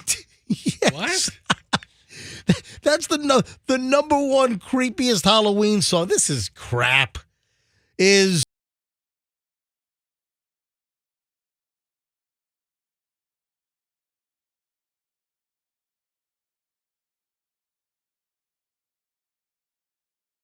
Like that song. now that is a bit. Now that's Danny Elfman, and this is Halloween. The Citizens of Halloween with Danny Elfman, and yeah, that was in the movie. What it was the Tim Burton. What was it? Nightmare? Oh yeah. It was the Tim Burton movie, The Nightmare Before Christmas. That's where the song was from. Oh, okay. Yeah. So there we go. Makes sense. Anyway, I did this story and this 5-song countdown really just to ridicule the crap. I mean, if it was the 5 kitschiest Halloween songs, that'd make sense. But none of these are actually scary. Is Hal Herman about ready? All right, Hal Herman in 1 minute, folks. Speaking of Halloween, I thought this was overkill. Out in Utah, I guess they can get a little stuffy out in parts of Utah. But speaking of Halloween, the city of Grantsville, Utah, has ordered that a risque Halloween display be taken down in a neighbor's yard. What did they do? They just had a skeleton pole dancing in the yard, and that's granted, or that's considered risque. And out of bounds in Grantsville, Utah. I mean, you can't have the kids looking at that sexy skeleton. Oh, yeah. I mean, Oh, look at her. She's just skin and bones. Oh, I'm sorry. No, she's just bones. Yeah, no skin.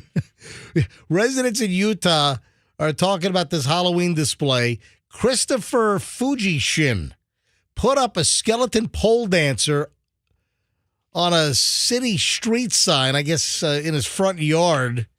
And the backlash, I guess, pretty much came instantaneously. And a neighbor kept coming to cut it down. And I guess he put it back up. Neighbor would cut it down. He'd put it back up. And then finally, the city posted a photo of the display on its Facebook page telling him he had until 9 p.m. that night to take it down. It's against city code. Yeah, the post took off. The skeleton display was, I guess, also receiving dollar bills tucked in its bones on the stripper pole street sign. Oh, man. Really? now, if you would have put up a skeleton of Brigham Young and then skeletons for each of his 56 wives, that'd have been fine. Fujishin moved the skeleton off, I guess, the city property, which was the street sign. Right. And then he made the display even bigger by putting it on his own pole. That's the problem. Not that pole. And then adding lights and music and even more skeletons. And then neighbors started coming by. I guess not the complaining neighbor, but other neighbors started adding to the display. Okay, hold on. If you put a skeleton on a street sign, then yeah, you should probably take it down. But it was like one of the street signs apparently in his yard or, right. It's in the city right away and it's their street sign. So, I mean, but don't we have more important things to, worry about? Come on. We do. Not in Utah. Yeah, well, maybe you're right. Ladies and gentlemen, it's 8:07. It is time for Hal Herman Headlines. A news veteran of Wavy TV 10 in Norfolk, Portsmouth, Newport News, Virginia, and Whammo 2 News. By the way, he was fired at both TV stations. I think it was all alcohol related. Ladies and gentlemen, Hal Herman Headlines now. Hal Herman. Hal Herman just walked in. Hal Herman? You smoking? What are you? Has arrived. With a cigar. You're going to set the fire alarm How's off. everybody doing? What Got myself a little splifferooski to get my morning started. He's smoking marijuana in here. Oh my God! He's smoking a joint in here, dude. He's blowing marijuana smoke rings right now. Yeah, well, listen, my doctor. I went to go see the doctor, and he told me I have something. It doesn't sound too serious. Something about my liver being a cute one. So he said, I don't know what it means. Wait, did he say you had acute liver disease? Maybe that's it. Maybe that's it. So he said, try to cut back on the booze. So I got myself my medical card. And I am partaking. Dude, you can't. I hope there's not smoke things. You can't get. I don't want this. I don't want my clothes reeking of marijuana. This is high grade stuff. I don't right want here. my clothes reeking of marijuana, dude. Stop smoking that in here. Oh my God. Yeah, baby. I'm feeling good. MSNBC has crabs. Hal Herman has the real news. No, Hal Herman's got some Maui Wowie or You something. want to take a hit of that? No, I don't. That's called 9-pound hammer. It'll knock you on your ass. Don't Yeah, baby. Stop smoking that. Oh, this is fantastic. 9-pound hammer. You're getting lit, son. Rox, you want to No, thank you. Yeah, you lift it up a little bit. I lifted it up. I gummed it up. I know that. Oh my God. I know that Froggy feels good. I know that Froggy has a medical marijuana card. I don't know about Hal Herman though. Well, who do you think I got it from? Oh my God. Hey, it's good to be back. I'm feeling good. I've been sober for 2.5 days. Fox News blows. For the facts, Hal Herman knows. Man, it is a little cloudy in here, huh? Oh my God. Yes, Roxanne, you're I just am worried about his cute widow wiver. Yeah, A cute well, liver. they said it was a cute liver or something. I What a cute widow river.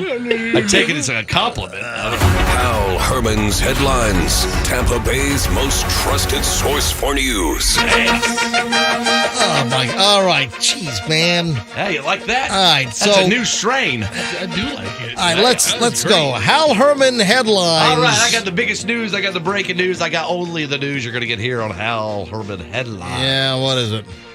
Britney Spears. That's as right. You know. Yeah, the Britney Spears book drops today, Yes. officially out today. Britney Spears' new book, The Me in Women, is actually the name of the book. No, It no, has- no. That's not. Well, you can't just stop me at the beginning of the story. But you're giving the wrong name of the book. No, it's called, my writers gave it to me. The Me in Women has been released with a variety of bombshells. No, it's The Woman in Me is the name of the book. But there is a me in women, though. That's right, M.E. So, after a party, Britney says in her youth, she was awoken to Christina Aguilera giving her the famous atomic sit-up. Do you remember the atomic sit-up? You remember that? When your friends would pass out and then you squat over them, and when they wake up, the nose goes right in your butt. All right? In the book, it is revealed Christina Aguilera is well known for giving atomic sit-ups. All right. Also, that is not true. Britney Spears also says one crazy night in L.A., she hooked up with a famous actor. Anybody want to guess who? Colin Farrell. Morgan Freeman. Now, apparently, Britney has a skin tag fetish. She just likes to nibble on them, right? Also, another breaking story from the book. Apparently, Justin Timberlake suffers from a disease called invertus penialis, where his junk is inverted, I guess. It sounds horrendous, but that might explain the high voice in success of NSYNC. So there you go, some Britney Spears news. All of that is actually absolutely true. All right, Hal Herman headlines here on the MJ Morning Show. Hal Herman is on your side. Your side. Yes. Go ahead. Fortunate news from Mary Lou Retton. She has passed away. It's very sad. After a long battle with rickets. Did you guys hear about this? No. Yeah, she is dead. It's reported that guests to her celebration of life are expected and implored to perform a 2-minute pommel horse routine on her coffin. Stop. Very, very. This is awful. Very sad time. Mary Lou Retton is not dead. She was released from the hospital yesterday. I think she's dead. I'm pretty sure the rickets got her. She didn't have rickets. She had some kind of a terrible pneumonia. I don't know about that. You might want to check your sources. She's not dead. No one did a pommel horse routine on her coffin. Well, say that to her grandmother who tried to do her routine and fell off and broke her neck. She's dead as well. All right. That's not Unfortunate true. news there. All right. Mary Lou Retton, we'll get to this later on. Mary Lou Retton has been released from the hospital. Her daughter says she's got a long recovery ahead, but it was touch and go. Mary Lou Retton almost died, apparently, for Hal Herman. Rickets? Next. All right. Anybody remember John Stamos and his ex-wife? Rebecca Romaine Lettuce. Yeah. Oh, that's right. John Stamos in the news after years. Rebecca Romaine came out announcing that she caught John Stamos in a very kinky position while they were married. Yeah. Apparently, Rebecca was visiting the set of Full House.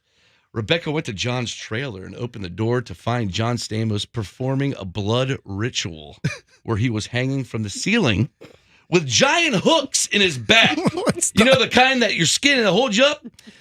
She looked to her right to see who he was having the affair with. She was in the room. Do you want to guess who it was? No. Estelle Getty, one and only. She was drinking a cup of John Stamos' blood. Apparently, this is what caused... Estelle Getty from the Golden Girls, right? Yes. Yeah. The hottest one. Right. So... I'm sure she was also at Mary Lou Retton's funeral, right? Absolutely, yeah. She was. Mary Lou Retton is out of the hospital. She's alive. Yes. All right, next, Dwayne The Rock Johnson. You know Dwayne The Rock Johnson. Hal Herman headlines. Because facts matter. Yes. Dwayne The Rock Johnson. Everybody knows The Rock. He's in a bit of trouble, though. That's not usual for him.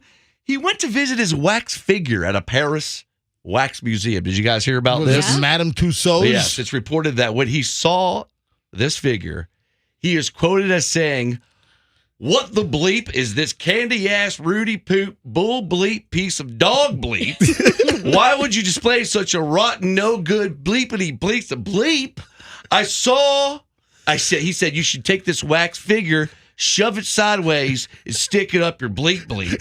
The Rock then stabbed the designer of the wax figure 77 times. He's been released on a $400 bond. Two more stories now. There was no attack. No, but, there was definitely an attack. I actually have the real story in my pile. That was the real story. No, throw out your story. No. He stabbed the guy 77 times. Dwayne, he did not. Dwayne The Rock Johnson has requested that his new wax figure be redone or improved because I guess he doesn't like the face. The skin tone is not right. It looks like an albino The Rock. Right. Okay, well, then I guess my story wasn't that far off. He didn't you were pretty close. He didn't murder the designer. I didn't say he was dead. I said he stabbed 77 times. Right. He survived, luckily. All right, two more stories. No vital organs were hit. Back in the news. Two more Hal Herman stories, yes. Paris Hilton. People are criticizing her new baby. Have you guys seen this? No. I know she had a baby. Yeah, she had a baby. You haven't seen the picture? No. She gave birth to what some are saying is the spawn of Satan. Apparently, the baby was born with a horn coming out of each side of his head. That's not true. His hands are lobster claws. He has forked tail. Apparently, he's got a forked tail. Yeah, he can spit fireballs. Okay. And some are saying it's reminiscent of Rosemary's Baby. Paris is quoted as saying, "I love my Satan baby, no matter what. It's hot." All right. That's not true. Now, last story. Hold on. Is there something wrong with Paris Hilton's baby? All Hal Herman commentary aside, have you not seen the picture of Paris Hilton's baby? I have not. Yeah, can you see the horns? Oh, you can't make fun of a baby. No. You cannot make fun of a baby and their enormous head. The head does look like something out of a Whitley Strieber novel, but that's a whole different story. Hey, somebody give Big that. brain. Who's that? Peyton Manning on her lap? You know what? It's baby Peyton Manning. All right, last story. What is that expensive fabric pattern? That's Fabergé. Burberry. How do you not know that and I know this? Because you're weird. No, she's got the baby's got some Burberry, it's that that Burberry plaid. Burberry suit on. Yeah, it looks good. Is this the last story? This is the last story, and this is the juiciest of the juicy. Thank God. More Americans get their news from Hal Herman than from any other source. Go ahead, Hal. Travis Kelce and Taylor Swift. Everybody loves the hottest new couple in Hollywood, right? Oh, no. Well, they're getting headlines with their recent Halloween party. They bought a house together. I guess Travis paid for it, but they're staying together. I don't think they bought a house together. They bought a house together, and it's 50,000 square feet. It's enormous. Do you want to guess the theme of the Halloween party they just had last weekend? Oh, I can only guess. Anybody? No, go ahead and tell us. It was a human centipede Halloween party. No, stop. No, Hal. No, wait, stop. I got so many details. Stop right there. You will not stop this story. This is over. No. This is over. No, I got to give you the members. Tell the details. I got to give you the parts of the centipede. In the centipede? No. We have to know. No. Yes. No, look. We're not talking about the human centipede is one of the most disgusting movies ever made. I'm not going to give you any crazy details, but these kids are crazy. They're looking to break the world's longest human centipede. All right, stop. Celebrity human centipede record. Stop. Celebrity centipede. Who's in All it, right, Hal? of course, the head of the centipede, Travis Kelce. Right. Okay, then we're going to move down behind Travis. Stop. Gary Coleman. Stop. Behind him, Paul McCartney. Gary Coleman is deceased. Behind Paul McCartney, Lily Tomlin. Wow. Behind Lily Tomlin, Emmanuel Lewis. Behind Emmanuel Lewis, Susan Boyle. Behind Susan Boyle, Harvey Keitel. Behind Harvey Keitel, Iggy Pop. Then we go to Rosie. Then we go to Seal. Then we go to Whoopi. All right, second to last, Joey Chestnut. Wow. And last but not least, Taylor Swift is the caboose. All right. To be behind Joey Chestnut. Oh, she got stuck behind Joey Chestnut. That's awful. Stop it. That is. I guess I can't. I guess I can't do my last story. Sorry. No, I'm mortified. Oh my God. All right. Thank you, everybody.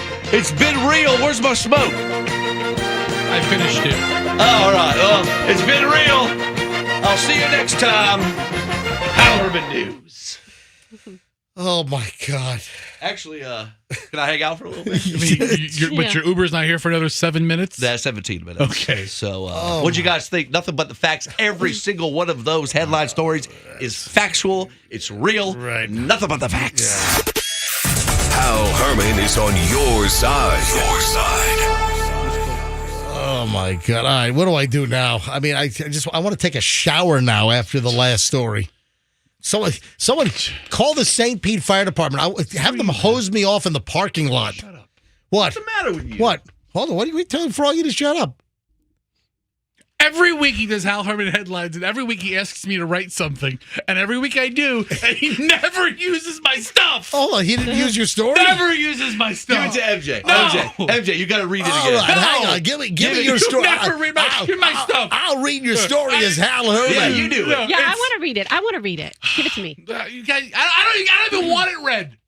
So, hold on. You wrote a story for Hal Herman? I didn't know what Hal was writing. And Hal Herman didn't do the story. I didn't know what Hal was writing. Hey, Froggy, is it bad? Britney Spears' new memoir is officially released today. The book titled "I'm Bad Crap Crazy," y'all, is available everywhere. The name of the book is "I'm Bat Crap Crazy, y'all." Let me read it. All right, so this is the story that Fester wrote for Hal Herman. This is what didn't make the cut. Okay. This is like something that gets cut from Saturday Night Live. Yes. All right. Like right before showtime, my skit gets cut. Right. Every week I write for Froggy, and every week he doesn't use my stuff. It was in the dress rehearsal. Show him what's on the paper. Show him the piece of paper. Froggy put big X's on it. Oh, there are big red X's across. Big X's. Not doing Fester's story. All Okay. right, let's hear Fester's writing genius. I just did that one, Fester. That was drunk a and bust. stoned That Hal was a bust. Herman didn't even do. Britney Spears' new memoir is officially released today. The book titled "I'm Bat Crap Crazy, Y'all" is available everywhere. In the book, she talks candidly about her passionate relationship with Elvis Presley and how he once had sex with her while eating a marshmallow, banana, and peanut butter sandwich. That's terrible. That's awful. It's the worst. Spears also talks about her affinity for anal probes after her abduction. I just dumped that. All right, that's enough. She was abducted by aliens. All right, listen. That's why she likes the probes. All right, Froggy, you made the right call. Yeah, good call. You made the right Good editorial decision. Oh my! I just had to dump you. I don't want to hear that. Pastor, every time you write a story, there's something very dirty in it. All right, let's go. Moving along on a very serious note. How is that not a medical thing? All right, Fester, you dumped a medical thing? I'm moving on. Okay. Then I talk about Kevin Federline's micropene. All right, stop. Those are funny jokes.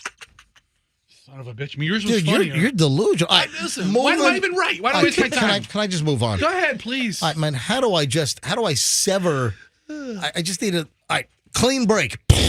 There we go. Man, this Alaska, how do I do the segue here? Now, the Alaska Airlines pilot story is nuts.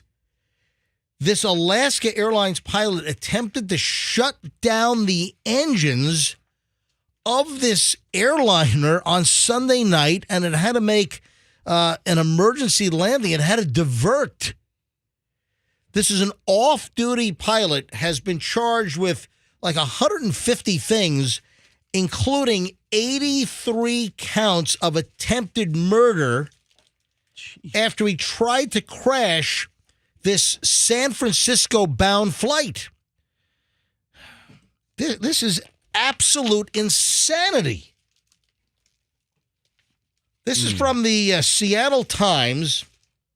An off-duty Alaska Airlines pilot was in the jump seat. So he was not the pilot. He wasn't the captain. He wasn't the first officer. He was an Alaska Airlines feeder airline Horizon employee, and he was in the cockpit of this Horizon jet. It was an Embraer E-175. It's a very, very commonly used commuter jet. I've been on these, many, many times. And in the middle of the flight is at cruising altitude, 27,000, 32,000 feet. And he tries to shut down the engines in flight. He's on the jump seat in the back of the cockpit, and he reaches and tries to shut off the engines while the plane's cruising at 500 miles an hour. So the captain and the first officer, they were able to subdue this guy. And the pilot in charge is heard saying in a recording of the exchange with air traffic controllers, and Andrew was able to pull some of the audio. I've got that here. We'll get to that here in a second. It was Horizon Air Flight 2059. And this was a flight out of Everett, Washington to San Francisco, and they made an emergency landing in Portland. So this pilot was on the plane because he was scheduled to fly out of San Francisco. Right. So he was deadheading, riding in the jump seat to get to another flight. Thank God this guy had a mental breakdown while he was just a passenger in the cockpit, and he wasn't one of the pilots on the actual flight that he was supposed to fly later. This could have been a whole different horrific scenario. What was that airline, that nut job that crashed the plane like an Airbus 320, a much bigger airliner?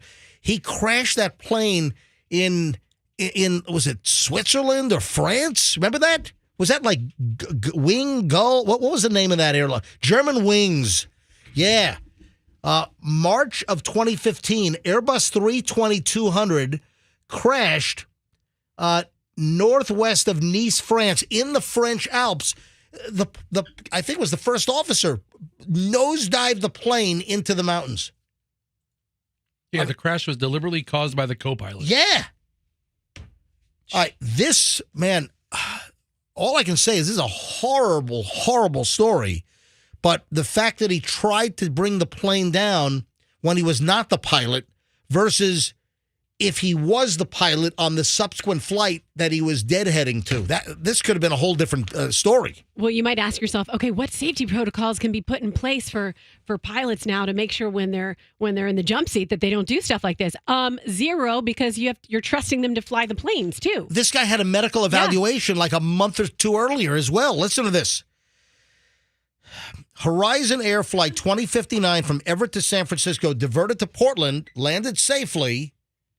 The Alaska Airlines pilot was arrested. All right, listen to the air traffic control audio. This is the Horizon Alaska Airlines pilot to the tower. Horizon Air 2059, when able, you could let me know the right level. Okay, I'll just give you a heads up. We've got the guy that tried to shut the engines down out of the cockpit, and he doesn't sound like he's causing any issue in the back right now. I think he's subdued. Other than that, we want law enforcement as soon as we get on the ground and park. Horizon Air 2059, Roger. You can contact that Portland approach now on 118.1. All right, so he can contact Portland approach now on 118.1. And you could hear the pilot requested that law enforcement meet at the gate. And, of course, this dude was arrested and faces over like 150 total charges, including 83 counts of attempted murder because you had 83 souls on board, I guess, other than him. I guess he would have been 84. Has this ever happened before, like with so many people? Like 83? Dude, I just talked about this German... Yeah, but you didn't say how many people were on it, did you? Oh, it was an Airbus 320. There was more people. There were 150 people. 150 total people on that plane, 144 passengers, and then 6 crew. And the guy, it was German Wings Flight 9525, an Airbus A320, and this maniac crashed it into a mountainside in France. So, yeah, it has happened. Hey, what about Egypt Air? You know that was like a heavy, that was like Egypt Air, the co-pilot crashed the plane into the Atlantic. Yeah, type in Egypt Air crash. All right. Yeah, Fester, you don't want to do it on Wiki. You want to go outside of Wiki and... you want to do it on Wiki. And what was it? The 72 crash? No, it was like 1999. Yeah, it was 1999, right there. Egypt Air Flight 990. was a regularly scheduled flight from Los Angeles International to Cairo, stop at JFK. On October 31st, oh man, Halloween 1999, the Boeing 767-300ER operating the route crashed into the Atlantic Ocean about 60 miles south of Nantucket, from Massachusetts, and the co-pilot crashed the plane into the Atlantic. And Froggy, that plane had 217 total occupants, including 203 passengers and crew of 14. So, yeah, I mean, this kind of crap has happened. It's kind of scary. This is just a crazy story. So they're saying that the guy had like a mental breakdown. So here's another story. The Alaska Airlines pilot who attempted to shut down the engines of a passenger-filled airliner reportedly suffered a mental breakdown in the air and was known by baffled neighbors as a doting father and devoted husband. Joseph Emerson, 44, off-duty, riding in the jump seat in the cockpit. Sunday night. And the neighbors are like, holy crap, this doesn't sound like the guy we know. This doesn't sound like Joe. Well, that's what they always say. I know. Oh, he was such a quiet boy. He was this is the last person I ever expect this to happen to. Nobody ever says, you know what? I knew he would try to shut the engine off one day. Nobody says that. Man, this is nuts. Married father of two. Neighbors in his community just outside of San Francisco were dumbfounded. I was just really shocked by the disturbing news. They're excellent neighbors. He's a fantastic father, plays with the kids. He's friendly, great guy. Except he tried to turn the engines off mid-flight on Sunday night. Except for that, he's a great guy. Aside from that. Another neighbor, elderly Air Force veteran Lou Rossi, said that he and Emerson often spoke about airplanes and jet engines together. All I could do is vouch for his character. I've helped him do things around the house. He does a lot of stuff with his kids. I can't say one word that would be derogatory toward him at all. I watch the news all the time. I see things happen in neighborhoods where people say they could never believe somebody would do something like this. All I can tell you is that he's a really nice man and his wife Sarah is a really nice lady, and they never, ever even remotely made me think anything negative about him. So what'd the guy do? He tried to invoke the engine fire suppression system on the 175 Embraer, activated by two handles on the instrument panel on the ceiling of the cockpit above the pilots. One controlling the left engine is above the right shoulder of the captain in the left seat. The other is about the left shoulder above the first officer in the right seat. To activate, they must reach up and pull the handle down and turn it into, to lock it in place. Pulling the handle cuts electrical and hydraulic power to the engine, closes the fuel line, so you would have fuel starvation, because you're assuming you have a fire in the engine and you want to cut off the fuel supply, and that's what this does. But that shuts the engines off because you cut off the fuel. Man, this is nuts. Now, a plane like that can fly with one engine. Right? Yeah, but he was going to try to turn them both off. That's what I'm saying. What are you eating? Did you bring enough for everyone? Why are you talking and eating at the same time? Well, I wasn't going to talk and eat, but I just happened to have something to say while I was eating. Yeah, and I have plenty of Pop-Tart left if anybody would like some. Oh, my God. Anyway, a former Horizon Air Embraer 175 pilot now flying for Alaska, because Horizon is a feeder for Alaska, and the plane actually had Alaska livery. You know, Alaska was printed on this Embraer with a little Horizon on the fuselage as well. A former pilot, speaking anonymously because he did not speak with official authorization, explained that the pilot in the jump seat, which is located in the middle, just behind the two pilots, would have been positioned to potentially pull both handles at once. That, like, you're in the center, because a lot of times in these cockpits, the jump seat will fold down right in front of the cockpit door. So he could have just gotten up and pulled both things quickly. This is nuts. And they were able to stop him, divert to Portland, Oregon, where this dude was arrested. He's going to have all kinds of state charges. He's going to be hit with federal charges because of the FAA. This is, what a nutty story. You know, luckily all the flights that I've been on and the, probably million miles that I've flown on various airlines over the years, luckily I haven't had any mental meltdown pilots. Hopefully I don't. Yeah.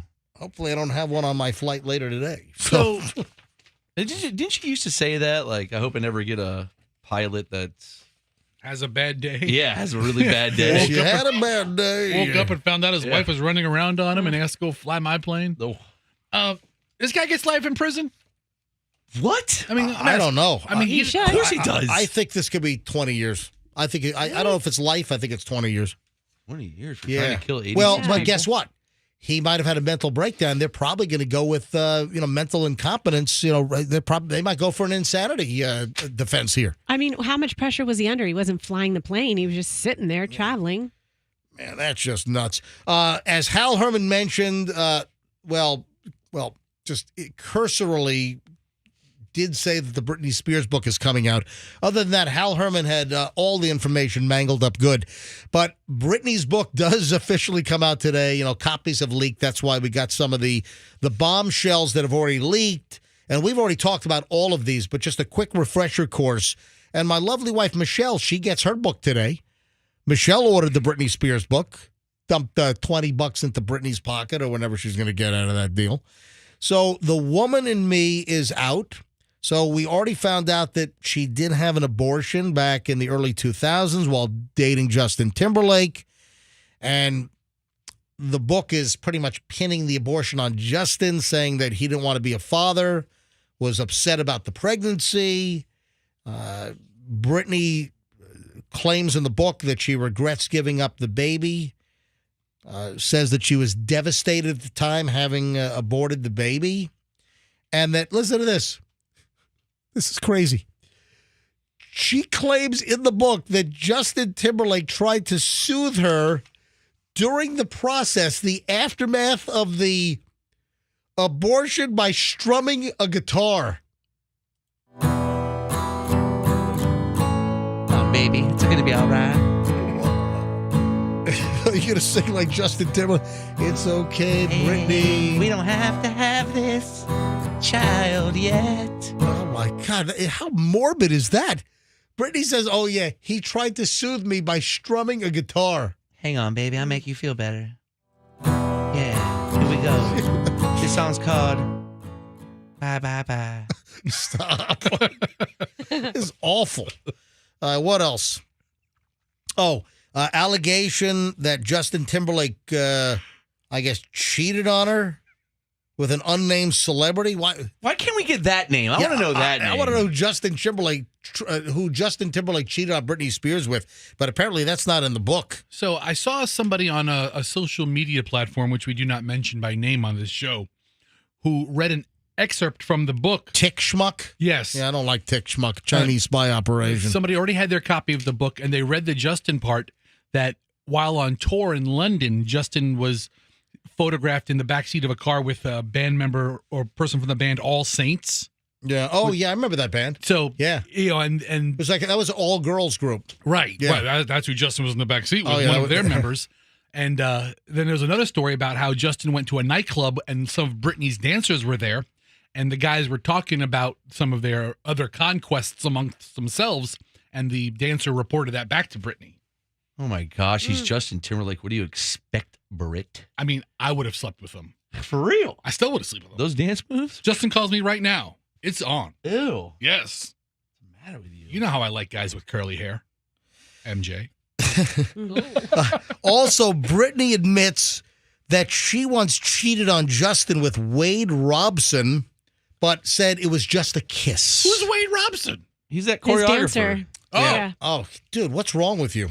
How do you You're not right. know that? Yeah. I only like guys with curly hair. I'm sorry. She also already admitted, this already leaked out, that she started having sex at 14. That's a very Louisiana thing to do, I believe. Holy cow. And it was with a friend of her older brother.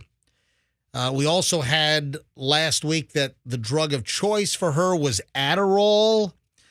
She had a hot fling with Colin Farrell back in 2003. I remember that. Oh, who hasn't? Well, apparently in the book she says that they were banging as if they were fighting. Colin's a talented man. Yes, very gifted. All right. Well, and also she auditioned for the lead female role in The Notebook, the movie. Oh, please. Yeah, but with Ryan Gosling. Yeah, but Rachel McAdams got the part, and Britney Spears did not. Rachel was good in that movie. She said that she posts all these nude photos of herself because it's like liberating, and now without the conservatorship, that she feels free, and she's just kind of demonstrating her freedom because she was pinned down for so many years. So those are some of the big revelations thus far. They didn't cover the Morgan Freeman skin tag fetish? No, that's not true. Oh. Not true at all. And then one other thing, Britney Spears apparently was pulled over by cops for an improper turn over double lines. So she made I guess she made a left turn. I once turned over double lines on Melrose into the Baskin-Robbins parking lot just down the street from La Brea. Got pulled over. You did? Oh, Probably did you? the same cop, yeah. Probably the same guy. Probably the same cop pulled her over. I've made my career in this agency. That was 1990. Yep. All right, so Britney Spears got seriously pulled over. According to TMZ, she was pulled over, got a traffic ticket earlier this month, pulled over by, the California Highway Patrol. Yeah, Chippy pulled her over. Oh, Ponch would be all up in that. Oh, yeah. Froggy, you told me about Chips being on Freevee. Yeah. I've been watching some of the Chips episodes. The blatant sexism is... Dude, it's insane. It's unbelievable that even in 1977, when season 1 of Chips It's unbelievable. ran on NBC, proud as a peacock, I mean... Even back in 77, I'm watching, it's like, and Michelle's watching, it's like, they're wolf whistling like women in tight dresses inside the California Highway Patrol police station. Yeah. Podge is whistling and like commenting, ooh, that looks good. Podge is out of control. Oh, he is. Where's the HR department? Dude, he would be sued. He would be fired. They would be in the news, sexual harassing cops. My Podge would God. be Me Too. Hang on a second. then. Hold on.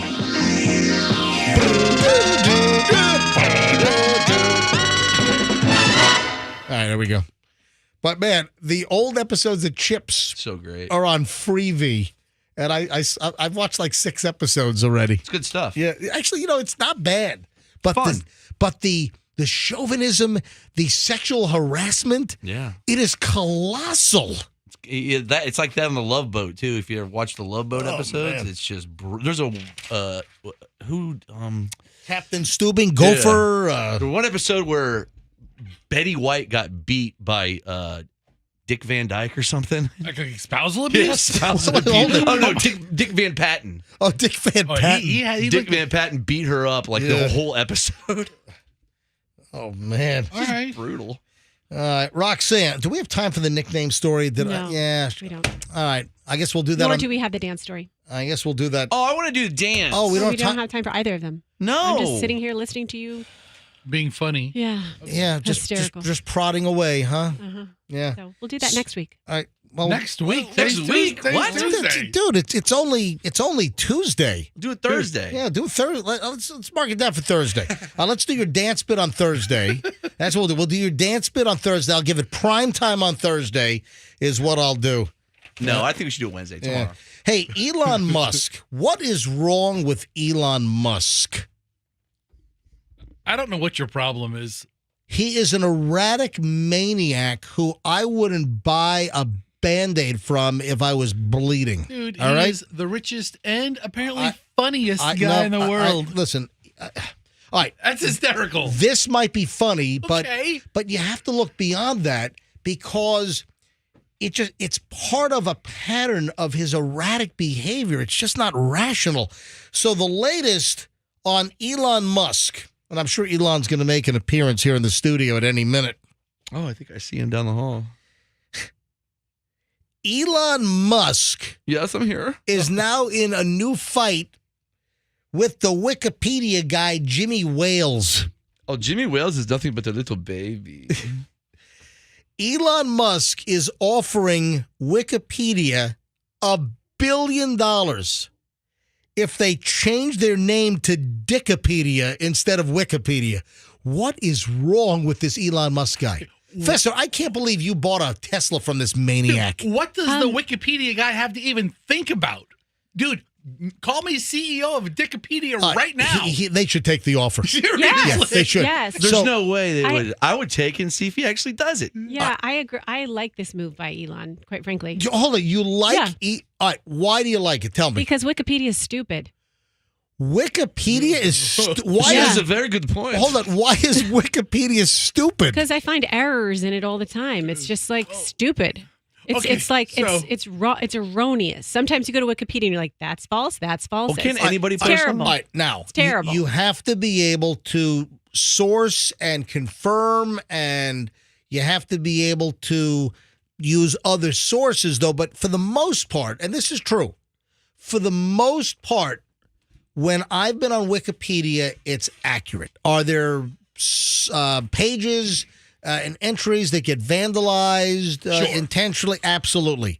Is there some erroneous information I've seen over the years? Certainly. But Wikipedia is the bulk of what I see on Wikipedia is pretty accurate, but you have to be able to just confirm and just make sure if something appears to be weird, just look for another source. But by and large, if I were to say, I would guess Wikipedia is 95% accurate.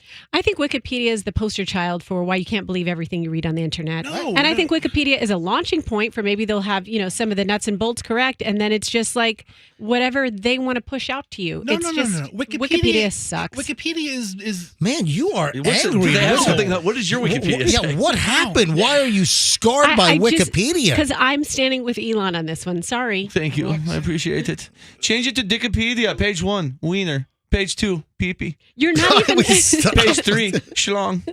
I'd stop. Page 4, junk.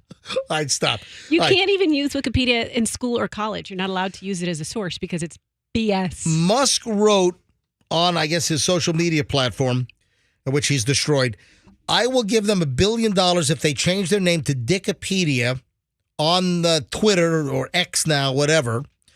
And Elon Musk had previously posted a screenshot of a personal appeal from Wikipedia co-founder Jimmy Wales stating that the website is not for sale. And that's how I saw that last night. And also they fundraise. One of the issues is, and you'll go to Wikipedia and it's like, hey, it's our donation time. Please give $1, give $3 or whatever you can give, blah, blah, blah. But one of the other things that also is ticking Elon Musk off is why are they always begging for money? How much money does it cost to run this thing? So Elon thinks that Wikipedia, with all of the bandwidth, that all of the usage it's jillions a month. So Wikipedia, apparently, their expenses are about $146 million a year. Now, Wikipedia has over 25 billion page views a month, over 44 million page edits a month. And listen, that does cost money. The bandwidth, the server space, this does cost money. $140 million a month, though? But also, Jimmy Wales from Wikipedia has been a pretty outspoken critic of Elon Musk over the years and has spoken out against Elon. So I think Elon also doesn't have a lot of love for him. So please, Jimmy Wales. More like Jimmy Moby Dick. All right, stop. It's a whale. Yes, it is. Musk. Elon, I have a question for you. I don't know what voice I'm doing. Who is this? Why are you doing an accent all of a sudden? Who is this woman that wants to speak to Elon? It's Roxanne. Are you also going to... Are you okay? Are you also going to buy the WikiFeet site and change the name too? Dicky Feet? You want to change it to Dicky Feet? Really? Wow. That's an interesting proposition. Roxanne has a 5-star rating on wikifeet.com, by the way, everybody. Very good. All right. You've earned that. This ends, right now I'm just ending it. This ends an hour and 20 minutes plus of nonstop MJ morning show. And the variety every day just blows me away. Festa, why do you have a look on your face?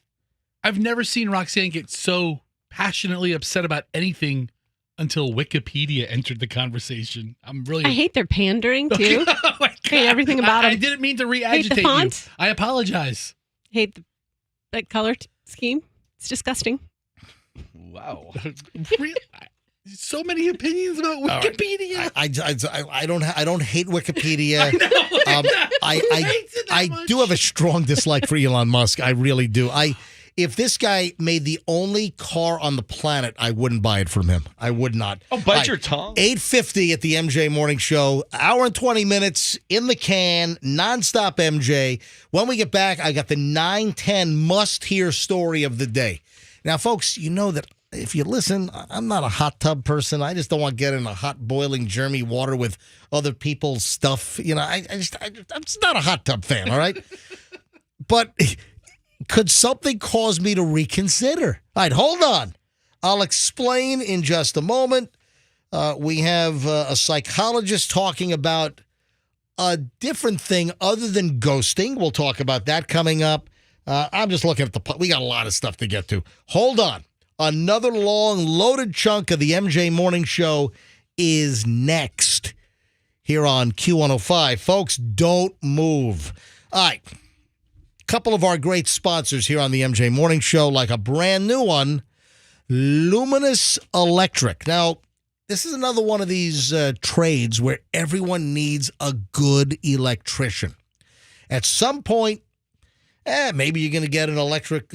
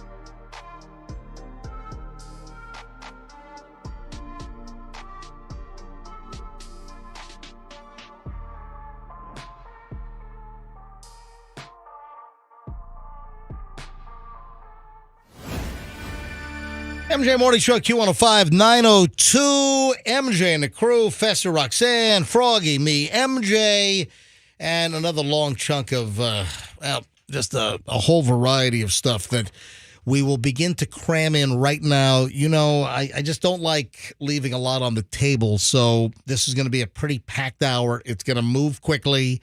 We always encourage you to make sure you keep listening in the 9 o'clock hour. You know, some folks that only listen, you know, let's say like 7:30 to 8 o'clock. I mean, imagine what they're missing, you know, if they don't go back and listen to the podcast. But we encourage folks to listen live every single day. So if you do, highly appreciate it.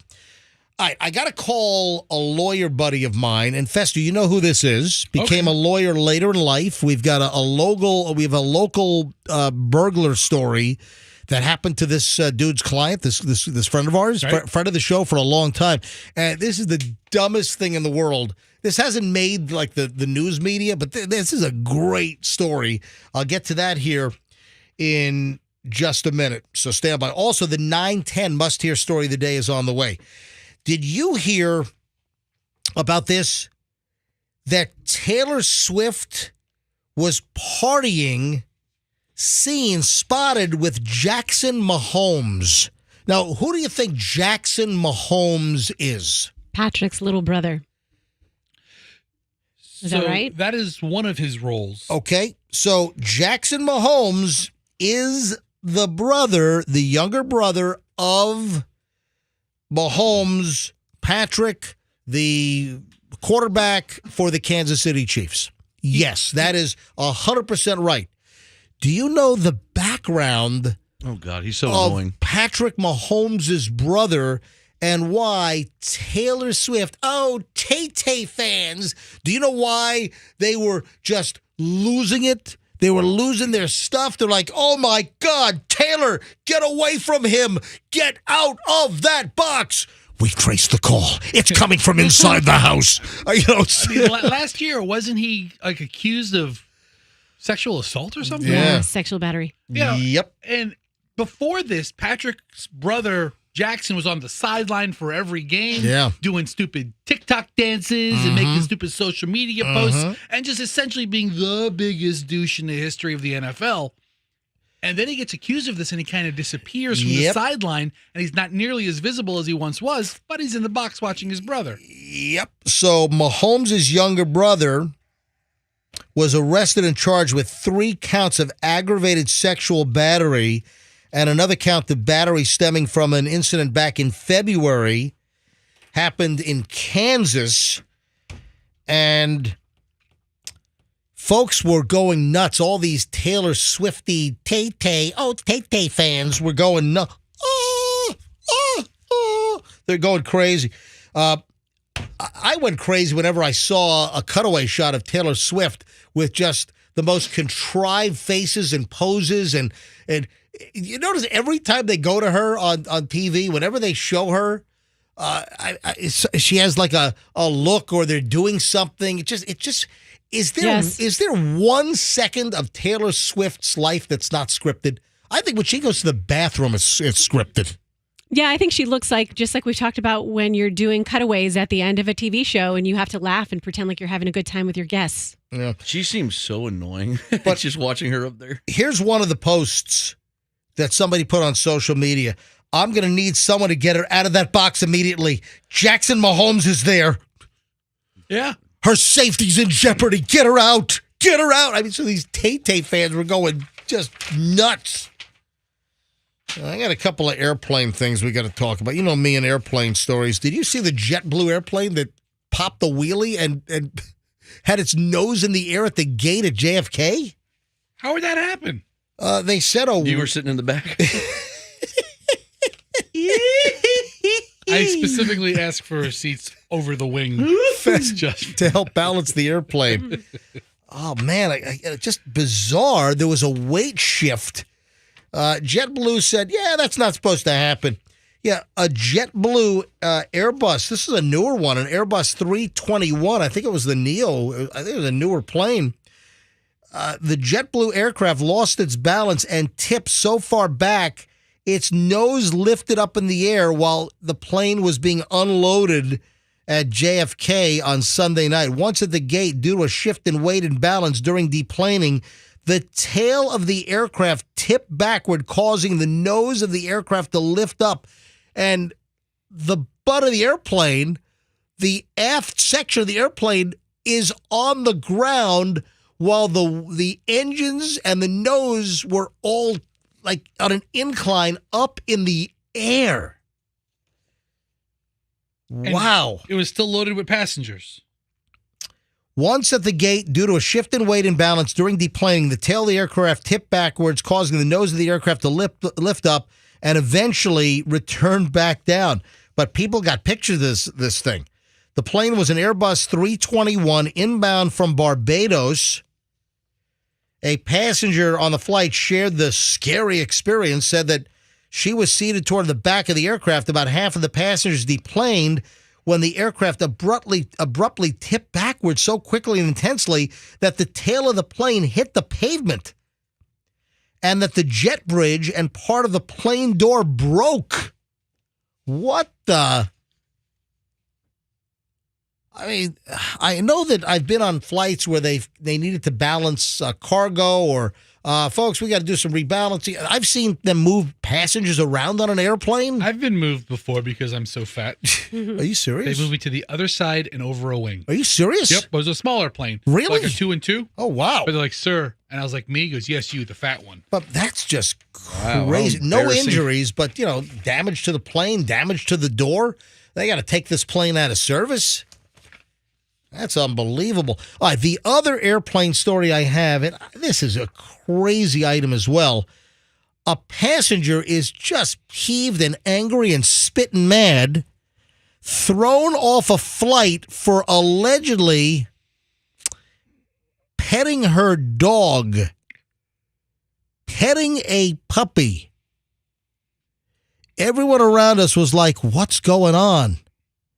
She uploaded a bunch of clips on social media. According to the video, the incident happened on a Southwest Airlines flight from Colorado back to California with her 8-week-old puppy, Sitka. And things hit the fan after the little puppy started to whine a little after, I guess, takeoff or whatever. The flight attendant was checking I guess, on the aisles or whatever. The flight attendant came over and said, if that dog continues to make noise, you may not be able to fly. That's what the flight attendant said. Oh, hang on a sec. This was not in flight. This was just before takeoff. They shut that dog up? Yep. So just before takeoff, the dog started to whine, and the flight attendant said, if that dog continues to whine, you might have to, get off the airplane. So the owner started petting the dog to try to calm the dog down. And the woman continued to pet her dog through the top of the carrier. The same flight attendant came over and declared that the carrier had to be zipped at all times under the seat, according to the Southwest pet policy. Pets have to be secured in the pet carrier at all times. So they threw her off the flight. This is kind of a schmucky look for Southwest. Yeah, listen, I was on a flight recently where this couple had a dog on the airplane, a small little dog, and they actually took the dog out during the flight. And the flight attendant came over and was like, oh, it's so cute. Can I pet it? Yeah. The flight attendant's petting the dog. They don't care. They had asked us, do you have any problem if we take the dog out? And we said, no, we don't care. It was no issue at all. Yeah, it was like we were in the aisle and the middle, and this person with the pet was in the window. And then the husband was like, I think in the row just behind. And we had no problem. The flight attendant, it's just, total inconsistency in the situation. So that's getting a lot of play. And just, I don't think it's a great look, for Southwest. There's just a lot of inconsistency. There's a lot of discretion, that the flight attendants can follow. All right, you ready for the 9:10 must-hear story? Then we got to call our buddy Gary, the lawyer, and he's got a crazy local story. So my 9:10 must-hear story at 9:12. Hey, I'm only 2 minutes late. That's really good for me, baby. Not bad. Give me a gold star. 910 must-hear story is as follows. Now, my teaser was, essentially, am I going to change my thoughts about hot tubs? I'm not a hot tub fan. All right, now listen. If you have a hot tub, let me clarify, because I don't want to piss off anyone in the hot tub business. All right, if you have a hot tub at your house and you use the hot tub yourself or your wife and your family, all right. That's all right. Good for you. But when you start having all kinds of friends over or a hot tub at a resort or a hotel. Oh, no. Those are the best. Oh, my God. Who knows who's been in that thing? I was sitting in a hot tub at Disney. You're the reason why I wouldn't want to get into a hotel hot tub. Great, man. Fester, you are the reason. All those bubbles just don't look right. Oh, my God. Yeah, I love those hot tubs. Is the chlorine supposed to kill a lot of that? Oh, yeah, absolutely. Yeah, but still the muck of it. But still, who knows? With Fester, he gets in a hot tub. I mean, yeah, because then it's making you sweat. Just his body debris, just the stuff that comes, this caked on stuff that just comes off. All that stuff just sloughs right off. Ugh. So, listen, you got a hot tub at your house that you use yourself. Hey, no problem. Great. Have at it. But I'm just not into the community or hotel hot tubs, or that repulses me. All right? Here's the deal. Why might this change my feeling of hot tubs? And like my kids want me to get one. Like Julian and Chloe want me to get a hot tub to put in the backyard. That'd be cool. But it'd be yours. What is it with the Generation Z like hot tubs? Is that it? All right, so here's the deal. Apparently, new science, new research, soaking in a hot tub has the same health benefits as going on a 30-minute jog. A 30-minute jog, the same health benefits and effects can be achieved according to new research by just soaking in a hot tub. Well, that's good news for hot tubs because that makes me want to get one for myself at home. Look at that. And invite the neighbor in to deposit all kinds of bodily gunk. Who said anything about inviting the neighbor in? I did. That's the next step. Not Jerry. So, new study. They studied participants from 26 to 60. They measured heart rate, blood pressure, blood flow, anxiety, salivary cortisol, mood, thermal perception, and they determined that at 30 minutes in the hot tub or soaking in the hot tub, I don't see the time that they soaked in the hot tub, but you soak in the hot tub and it has essentially the health benefits of going on a 30-minute jog. Okay, so that's the information I need. I mean, if I have to sit there for 6 hours, then forget it. Yeah. I'm not going to jog either, but still, it's a long time. One of our texters calls hot tubs people soup. Oh, see, that personifies it. I put some carrots and potatoes in there. Yeah. That spells it out. Uh-huh. A hot tub is people soup. Oh, my God. That is brilliant. It is. Do you have a name on that listener or just a phone number? 618 area code, Hey. Chicago. All right. Thank you, Mr. Six. I don't think 618 is Chicago. Well, Illinois. 618? Is, Yeah. Hey, where's 618? 618. Like Skokie? Where is that? 618 is Illinois, Southern Illinois. Yeah, there you go. All right, Okay. so down South by of was it Carbondale down there or whatever? I don't know anything except Chicago. Yeah, I must say. The rest of Illinois is just a waste. Hey, I love that. A hot tub is people soup. Ugh. Let me get Gary on the phone. This is a great local story. I think it happened here in Pinellas County. Gary DePury, 813. Distant relative of Froggy. Is he really? Didn't Froggy say that? Is he? Didn't you say he was? I don't know. Ask Gary. I think Gary told me like he's like a 10th cousin of Really? Good morning. This is Gary. Gary, MJ, Fester, Froggy, Roxanne, MJ Morning Show calling. Welcome back. Hey, good morning, MJ. Good morning, guys. Hey, Gary. All right, so Gary's a longtime friend of the show. Gary's got a great background, naval intelligence, right, Gary? Army intelligence. I'm sorry, correction. Army intelligence. I mean, was at MacDill for years, contractor. But this is great. Late in life, he decided to go to law school and passed, law school, took the bar, passed. He's been a lawyer. How many years have you been practicing now? Has it been 5, 6? Well, how long? I'll hit 7 years in January. All right, so I'm close. So 7 years, late in life. I mean, you got to have a lot of respect for that. So now he's a full-blown attorney. And he hits me up with this story yesterday. It's like, man, I got to tell you this story. A client of mine, and you're not going to believe what happened. And Gary, you told me, and was this in Pinellas County? Pasco County in the Hudson area. All right, so US 19. All right, Pasco County, US 19, and was it Pasco County Sheriff's Office? They said this was the easiest crime they ever had to solve, and your client got burgled, right? What happened? So my client, he owns a local or a vehicle wraps facility up there. He has some vehicles out back. He has a very extensive camera system, and they see a guy prowling around the back. They get there. Guy's gone. He's a local, what we say, a person of no fixed abode. Is running around the back of the shop, trying to get in cars, things like that. So they meet with the sheriff. Sheriff's going through the videos. They want to see what he took.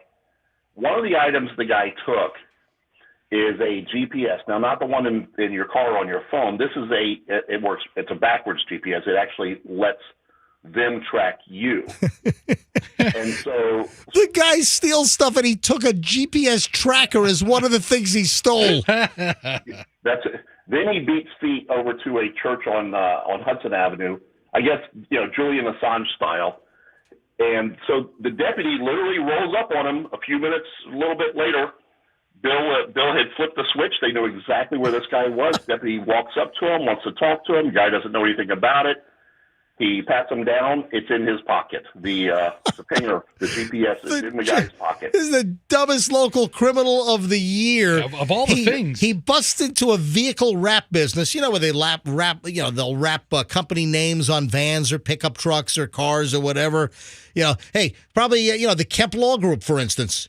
Stacy Kemp and Kemp Law Group, formerly Kemp Rouge and Green, they'll have like Uber cars driving around, and they'll pay for the wraps. You'll see companies that are advertised. So it's the rap business.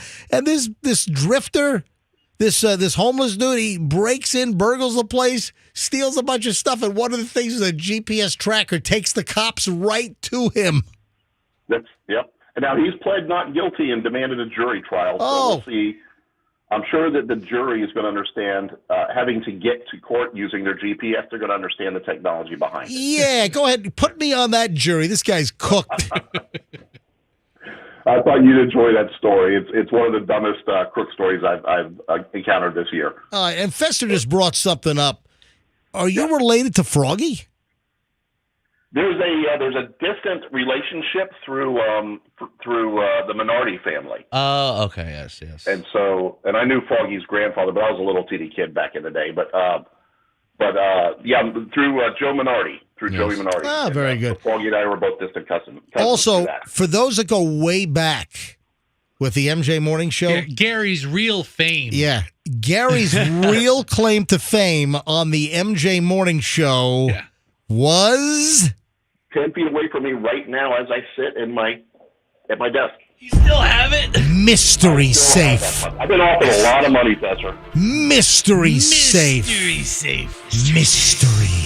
Mystery safe. I was so excited about that. Oh, man. One of the most anticipated and disappointing segments we've ever done on the morning show. So Gary hit us up. Gary, it had to be 15, 18 years ago already? I think it's about 15 years ago. My kids are in that video. Oh, my God. So, Gary, how'd you get this safe? I was at a garage sale in South St. Pete, and this guy kept telling me, you should buy this safe, So I go and look at it. This thing's huge. It's over 100 years old, hadn't been opened in 40 years. So I bought it for $75, but Fester had hooked me up with one of your advertisers at the time. We got it over to the station. Would you hire the I think Steps Towing? Yeah, we had Steps Towing, had to lug it up with a winch and put it on a flatbed. This is a massive safe. Gary, what's the size of the safe? 40 inches tall, 30 inches deep, and 40 inches long. Yeah, this is a huge metal thing. Anyway, the safe was 100 years old, hadn't been opened in 40. What was inside the safe? So we did this whole bit. So Gary contacts us and says, hey, I got this safe. We got to get it open. We don't know what's in it. So for a month, we built up Mystery Safe. And we hired a company like a safe cracker, like a locksmith, to get into the safe.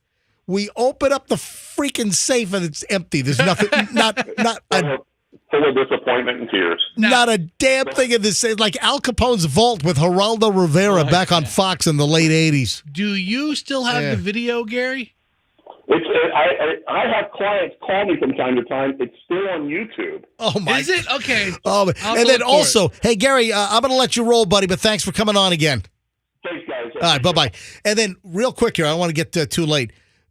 Fester had the safe dragged in through the sales entrance at Clear Channel over on Gandy. Yes. And the safe was dragged across the carpet of the sales department, and he shredded the carpet all through the sales department with this like 2,000-pound safe. It was like unbelievable. All right, folks, let me take our last break here. We never heard the end of that. All right, let me take my last break. We got a long chunk of the MJ Morning Show next. Folks, don't move. We're back in minutes. And, you know, the last part of the show, just dense with content, because Libby's is on the label. All right, hold on. 9:23 at the MJ Morning Show. And, of course, the program brought to you by Great...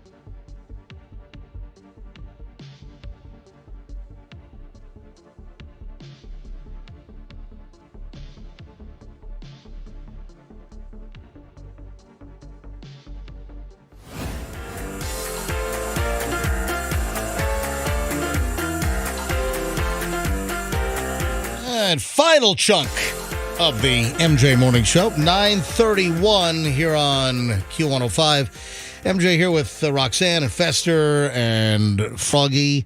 We have some breaking news. We started getting phone calls a little while ago, and we finally confirmed. Yeah, so some breaking news here on the MJ Morning Show. Should we bring in Fester Dolt? Yeah, let's bring in Fester Dolt. We're going to get the countdown here. All right, here we go. 3, 2, 1. This is an NBC News special report. Now, from New York, Fester Dolt. Fester Dolt broadcasting live from the news center. Breaking news just coming into the news center this morning. Give me the story. Land O'Lakes High School closes after suspicious substance reportedly found. Just hand me the story. What happened at Land O'Lakes High School? Land O'Lakes High School apparently has been closed because of a suspicious substance in some type of a package or letter. Okay. We got to close that up, yeah. Yeah. All right, the latest from Channel 8 is Land O'Lakes High School closed this morning after a suspicious substance was reportedly found in mail at the campus. Pasco Sheriff's Office said the substance is isolated in one non-student area of the school. It was determined to be non-hazardous in nature, but out of an abundance of caution, the school has been shut down for the rest of the school year. No, I'm kidding. It's not quite that long. All right, so out in this is from the sheriff's office in Pasco. Out of an abundance of caution, Land O'Lakes High School is closing for the day. No additional information is available at this time as the investigation continues. But if it was determined, so I wonder if they evacuated all the kids and they called off school before they determined that the substance was not hazardous in nature. All right, so... Oh, my God. We found a pile of cornstarch. Evacuate now! Well, the question is, did they evacuate prior to determining that the substance was non-hazardous in nature? So if it was something, of course you want them to call off school. Yeah. But Right. since it wasn't something, it suddenly seems like an extra abundance of caution. Hey, check this out, man. This is certainly an eye-opener. And, Julian, my son, is really good about this. Chloe, not so much. And, we had to back Chloe off of, like, some of the energy drinks and, some of the stuff she drinks. And it's like, stop putting this stuff into your body, Red Bulls. There's a whole variety of the energy drinks out there where they're just additives. There are stimulants. There's just ingredients that you just don't need to be, putting in your body on a regular basis. And so I've been kind of cognizant of this, and I know that Julian, and Julian is really pretty responsible. My son, he's younger by 3 years than Chloe, but Julian is like the voice of reason and, kind of like, pulls on Chloe's leash to get her back in line. Sit, stay. Good girl. So listen to this. And when I saw this, I was thinking of my very own kids. An Ivy League student, 21 years of age, died after drinking Panera lemonade with more caffeine than 3 Red Bulls, according to a lawsuit. What? Wait a minute. I don't really go to Panera. I'm just, it's not my thing. It's like, fast food sandwich. I mean, I like that place. I like finding a good local deli or something. If I want a sandwich, for me, they're better options. There's nothing wrong with Panera. It's just not your thing. It's not my thing. Listen, if you enjoy Panera, that's your deal. And I'm not going to take anything away. So they have these if I want a sandwich, I'm going down to Mickey's, the #1 cheap eats in America, down at the yacht club off the West Shore in Southampton. Yeah, but what if you want your sandwich with a lemonade with enough caffeine in it to power your house? Where do you go then? It sounds like it. An Ivy League student with a heart condition died. So, That's awful. There's a complication here. But hold on. There's this much caffeine in lemonade? All right, listen to the story. Student died after drinking Panera's charged lemonade, which has more caffeine than 3 cans of Red Bull, according to the lawsuit filed by her distraught family. Sarah Katz, 21-year-old University of Pennsylvania student. University of Pennsylvania, that's an Ivy League school up there with Dartmouth and Harvard and Brown and Cornell and Yale and... What am I missing? Anything else there? Oral Roberts. No, actually, it was just admitted. Not an Ivy League. No, it's just not. admitted. Anyway, newest edition. Yeah. So she suffered cardiac arrest hours after purchasing the lemonade beverage, according to court documents filed in a Philadelphia court on Monday. Katz, who had a heart condition called long QT syndrome type 1. It's a heart signaling disorder where heartbeats can be fast and chaotic. Avoided energy drinks per her doctor. Her college roommate, Victoria Rose Conroy, also told NBC News that Katz was very, very vigilant about what she needed to do to keep herself safe. Yeah, not that much. I guarantee if Sarah had known how much caffeine this was, she would have never touched it with a 10-foot pole. So Katz orders this large charged lemonade as part of a meal at a Philadelphia Panera back on September 10th of 22 without realizing it had 390 milligrams of caffeine. Okay, 390. Let's put that in perspective. A cup of coffee has like between 80 and 100. I think I would pass out if I drank one of these lemonades. More than 3 times the 11, more than 3 times the 111 milligrams of caffeine found in a standard 12-ounce can of Red Bull. Yeah, I'm on their website right now. 30 fluid ounces with 389 milligrams of caffeine. Oh, my God. So she had no idea that there was this much caffeine, and it killed her. She went into cardiac arrest because of the caffeine. It just, her heart was probably just beating out of her chest.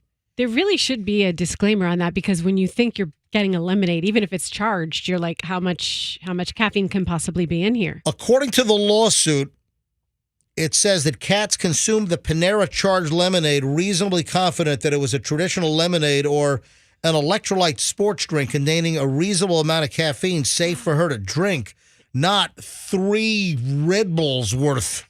Wow, we're getting some interesting texts. Yeah. Someone said, I get this drink from Panera quite often, and every single time they tell me about the warning in the amount of caffeine in this drink. Oh. Yes. So when you get the drink, they, Why after you not sell it then? Exactly. I know, right? Would you like a death drink? Just got to warn you. Listen, for most people, it's not going to do anything. I think it would for a lot of people, it might though. make your heart race and get you all. Another says, I had that lemonade drink and couldn't sleep. Yeah. Anyway, it sounds like this happened in September 22. It sounds like maybe there's a verbal warning now, but I think Froggy's onto something. How about not selling a drink that might kill some people? I could go for one right now. Sounds great. Someone says if it's called a charged lemonade, that should be a good clue, especially if you know you have a condition. I mean, if you know you have a condition, I get it. But I mean, charged lemonade, it didn't say electrocute you lemonade. I mean, it's just. I'm on Panera's site. They're doing everything they can to let you know that this is not your regular maybe lemonade. now. Did they do it then? According to the FDA, adults should have no more than 400 milligrams of caffeine a day, which is equivalent to about 4 or 5 cups of coffee a day. But listen, different bodies, different body weights, different body masses, medications you might be on, other sensitivities, medical issues. As a human being, your mileage may vary. So Panera also has the unlimited drink pass, where these charged lemonades fall into that program as so you well. can just drink as much as you want? As many as you want. Go in there like a freaking glutton having to get your every last drop money's worth? They actually can administer it in an IV bag if you prefer. Wow. All right. This is, I just got a look by the web girl. What's her name, Jen? Yeah. She just gave me the side eye. Oh, no. She loves you. No, she doesn't. She does. She's great. She just walked by. Hey, Froggy, ask her why she gave me the side eye. I'll go I get her. will not. She I intimidates love her. me. She scares me. Just say, hey, yell down the hall. Hey, Jen. Why did he give MJ the side eye? Why'd you give MJ the side eye? God. You guys are idiots. Our web program director, Jen, she walks by and I got the side eye. It's just her face, she says. Oh, I'm telling you, I got the side eye. Oh, John, well, come over here. It's just her face. Come on. Stand by the door. Stand by the door. She does not want to join us on the air. Wait, she works at a radio company, doesn't want to be on the air? Yeah, she's in the digital department. I'll tell you, MJ, I'll tell you right now, I love Jen. She's absolutely great. Yes. Jen, you walked by and you looked out of the corner of your eye. I got the. Hold, talk into the microphone. Did I really? I'm so sorry. It's just my face. I didn't even realize I was doing it. I got the side eye. I'm like, oh, that didn't look good. Just because our web goals are a little behind doesn't mean she's going to give us dirty looks. No, Jen's the best. All right, thank you, Jen. All right, Mama. All right, See ya. thank you. All right. Yeah, she's great. What time is it? 9:40. I got a lot of things to do today. So 9:42. Let me just lighten around a few things. Listen to this. The search for a missing woman down in Collier County has come to an end. But a good end or a bad end? A good end, but it could have been a bad end. The search for this missing Collier County woman started Monday afternoon, October 16th. It's over. Margaret Galloway was found in a neighbor's garage. Oh, no. She was in the garage for like 6 days. Was she kidnapped or stuck? Hang on. It's a woman. Well, here's the story. Galloway has Alzheimer's disease, was taken to the hospital for evaluation. So on October 17th, the Collier County Sheriff's Office announced that deputies were searching for Margaret Ann Galloway, 80 of Naples. She's a nonverbal individual with Alzheimer's. She wandered from her home. Anyway, she was gone for days. And it turns out she wandered into a neighbor's garage and the garage got closed. And she just wandered in. And it turns out that they found her by looking at like Ring doorbell footage from the neighborhood But days later, they found that she had wandered into the garage. But that's unbelievable. She was missing for like 6 days. With nothing to eat, nothing to drink? Yeah, they finally found her. Yeah, she went missing, went into a garage. The garage got closed. The homeowner left. So it started on October 16th.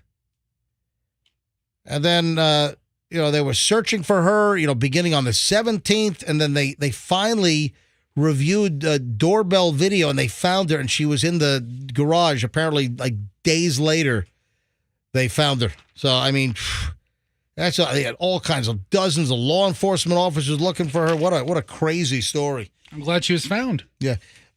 Roxanne, who was adamant? I didn't get to this yesterday, but the story about the woman, she comes back from vacation and her home was demolished.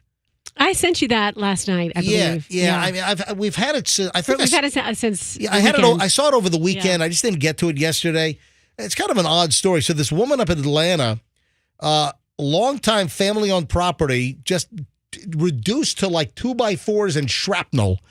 A demolition company came in and just razed the place, just totally bulldozed the whole house down. Now, it's a little complicated in the sense that the house did have like the windows boarded up, but the demolition company bulldozed the wrong place. How do you get that wrong? Yeah, it's not like she was living there. Some of the stories, she returns home from vacation and her house That's what I saw. Like, she left all her stuff, went on a trip, comes back. Atlanta woman looking for answers, longtime family-owned property, reduced to rubble. She was away on vacation. An error due to some paperwork problems with a local hauling and demolition company. Yeah, she said that she was alerted to the unsanctioned destruction by a neighbor who said, "Hey, did you hire a company to tear your home down?" No. Gets home and the house is all demolished. Yeah, but she wasn't living there.